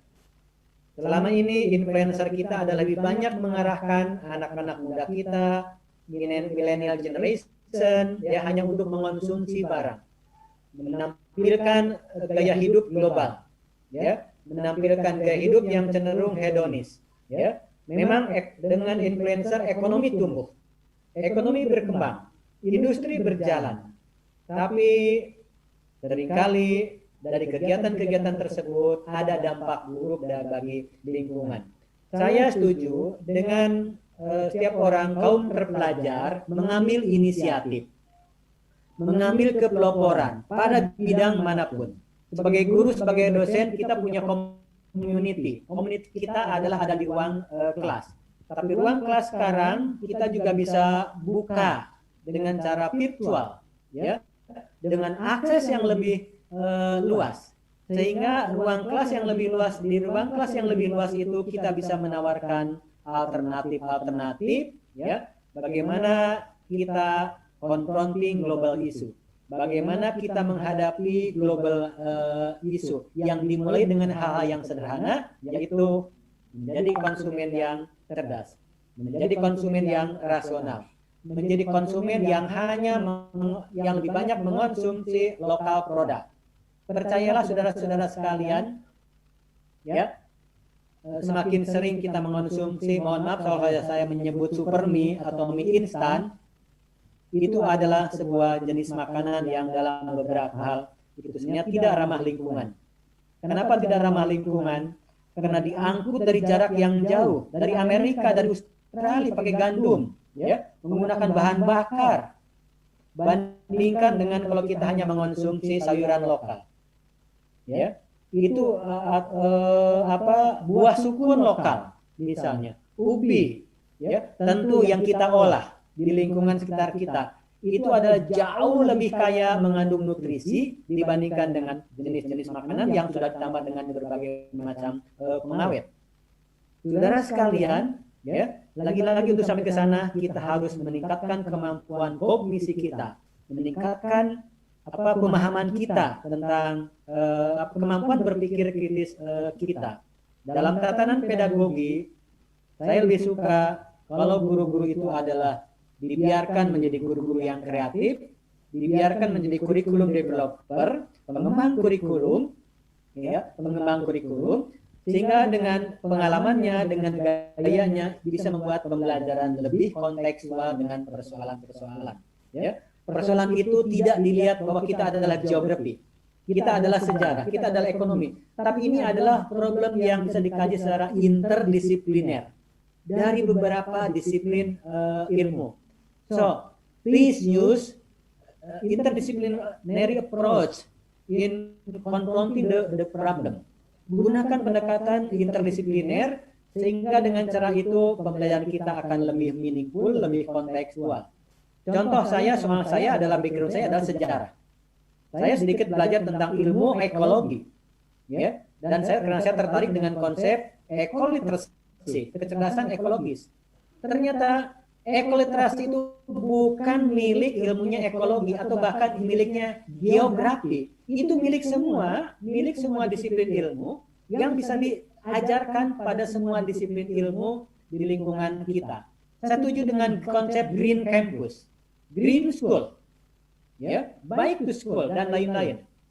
Nah, tentu sekarang dengan belajar di rumah, work from home, kata green education, kata green campus, green school sudah mulai nampak. Rupanya alam sedang mengingatkan kita semua.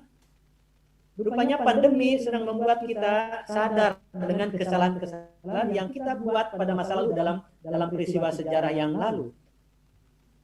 This time is a good moment for us.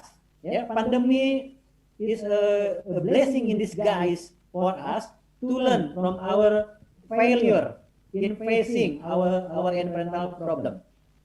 Jadi ini kesempatan, ya. Kesempatan yang dapat kita lakukan untuk memperbaiki keadaan ini, ya. Pandemi sudah mengingatkan kita, alam sudah mengingatkan kita, alam sedang marah sekarang, dan saatnya sekarang kita mulai bijak, melihat ulang tindakan-tindakan yang selama ini kita lakukan. Kita terlalu boros dengan natural resource, kita terlalu boros dengan sumber daya alam. Itu yang harus kita lakukan sekarang, ya, dengan kembali kepada living harmony with the nature. Termasuk di dalam kurikulum, di dalam pendidikan, di dalam kelas. Terima kasih. Okay, thank you, Prof. Nana. And then another question from Bapak Lutfi Arifianto, Prof.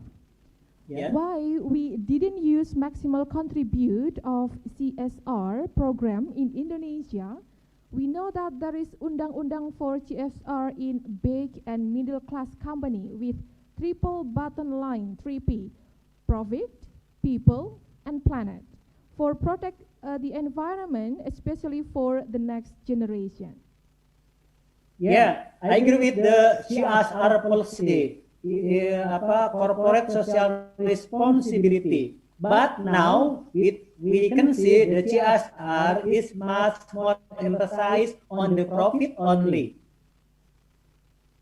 Banyak CSR mengeluarkan uang lebih banyak untuk mensupport perusahaannya, ya, bukan untuk mengatasi dampak dari kehadiran korporasi tersebut atau perusahaan tersebut pada lingkungan. Tentu saya tidak bisa menggeneralisasi bahwa CSR adalah keliru, ya, dan lain-lain. Kebijakan CSR adalah baik, ya, corporate social responsibility adalah baik, itu dapat kita support. Tapi sebagai konsumen, katakanlah sebagai awam, sebagai masyarakat, kita harus juga melihat ulang, ya. Jangan-jangan apa yang dikeluarkan oleh CSR sebuah perusahaan itu adalah lebih banyak untuk memprotek kekurangan-kekurangan atau keburukan-keburukan atau tindakan-tindakan yang berdampak buruk bagi lingkungan. Tentu bagi korporasi yang seperti itu, kita harus meningkatkan jumlah persentase dari profit yang mereka dapat, dari keuntungan yang mereka dapat untuk dikeluarkan lebih banyak, ya. Misalnya begini, perusahaan otomotif yang memproduksi kendaraan setiap tahun, Indonesia sebelum pandemi memproduksi 1 juta mobil, 5-6 juta motor, itu harus mengeluarkan CSR jauh lebih banyak sebenarnya. Karena dengan semakin banyak diproduksi kendaraan, semakin banyak juga emisi gas buang.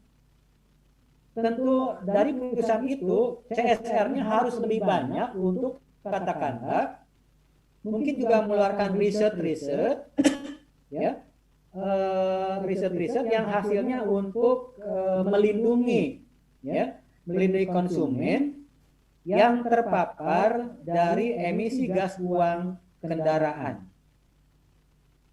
Dan itu perlu penguatan policy dari pemerintah, ya, dari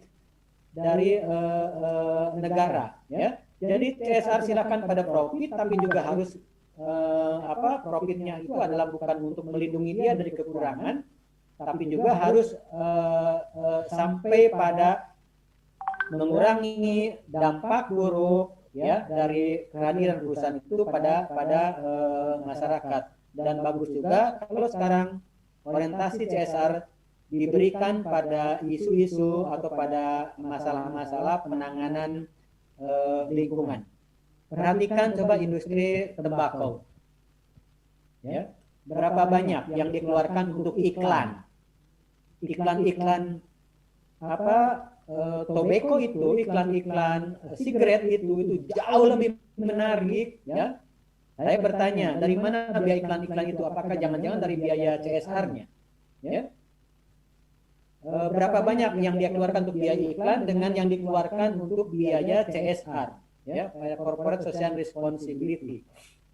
Ya. Mudah-mudahan mereka perusahaan-perusahaan rokok itu yang sekarang melahirkan orang-orang terkait di Indonesia itu bisa mengeluarkan uang lebih banyak lagi untuk mengurangi dampak buruk dari kehadiran perusahaan-perusahaan itu. Saudara sekalian, ini memang kontroversial isu kontroversial, dan itu harus dilihat dari beberapa sisi, karena dengan kehadiran industri tembakau pun, cangkeh dan lain-lain, ekonomi pun juga bergerak di satu sisi, tapi jangan lupa juga biaya kesehatan yang kita keluarkan negara untuk itu juga sama besarnya atau bahkan jauh lebih besar. Silakan ini masukkan jadi bagian dari pelajaran IPS, ya, kontroversial isu, ya, untuk sama-sama dikemas di dalam pembelajaran. Jangan hindari itu. Untuk apa? Untuk kebaikan. Kita perlu produksi, kita perlu pabrik-pabrik dan lain-lain. Tapi yang lebih kita perlukan adalah korporasi atau pabrik-pabrik yang ikut pada protokol lingkungan. Ya, beberapa konferensi lingkungan sudah dijalankan di Stockholm, di Brazil, di Kyoto, termasuk di Bali. Termasuk juga gerakan untuk mengurangi emisi gas buang. Ya, nah berapa persen Indonesia sudah memenuhi itu? Kita nggak tahu.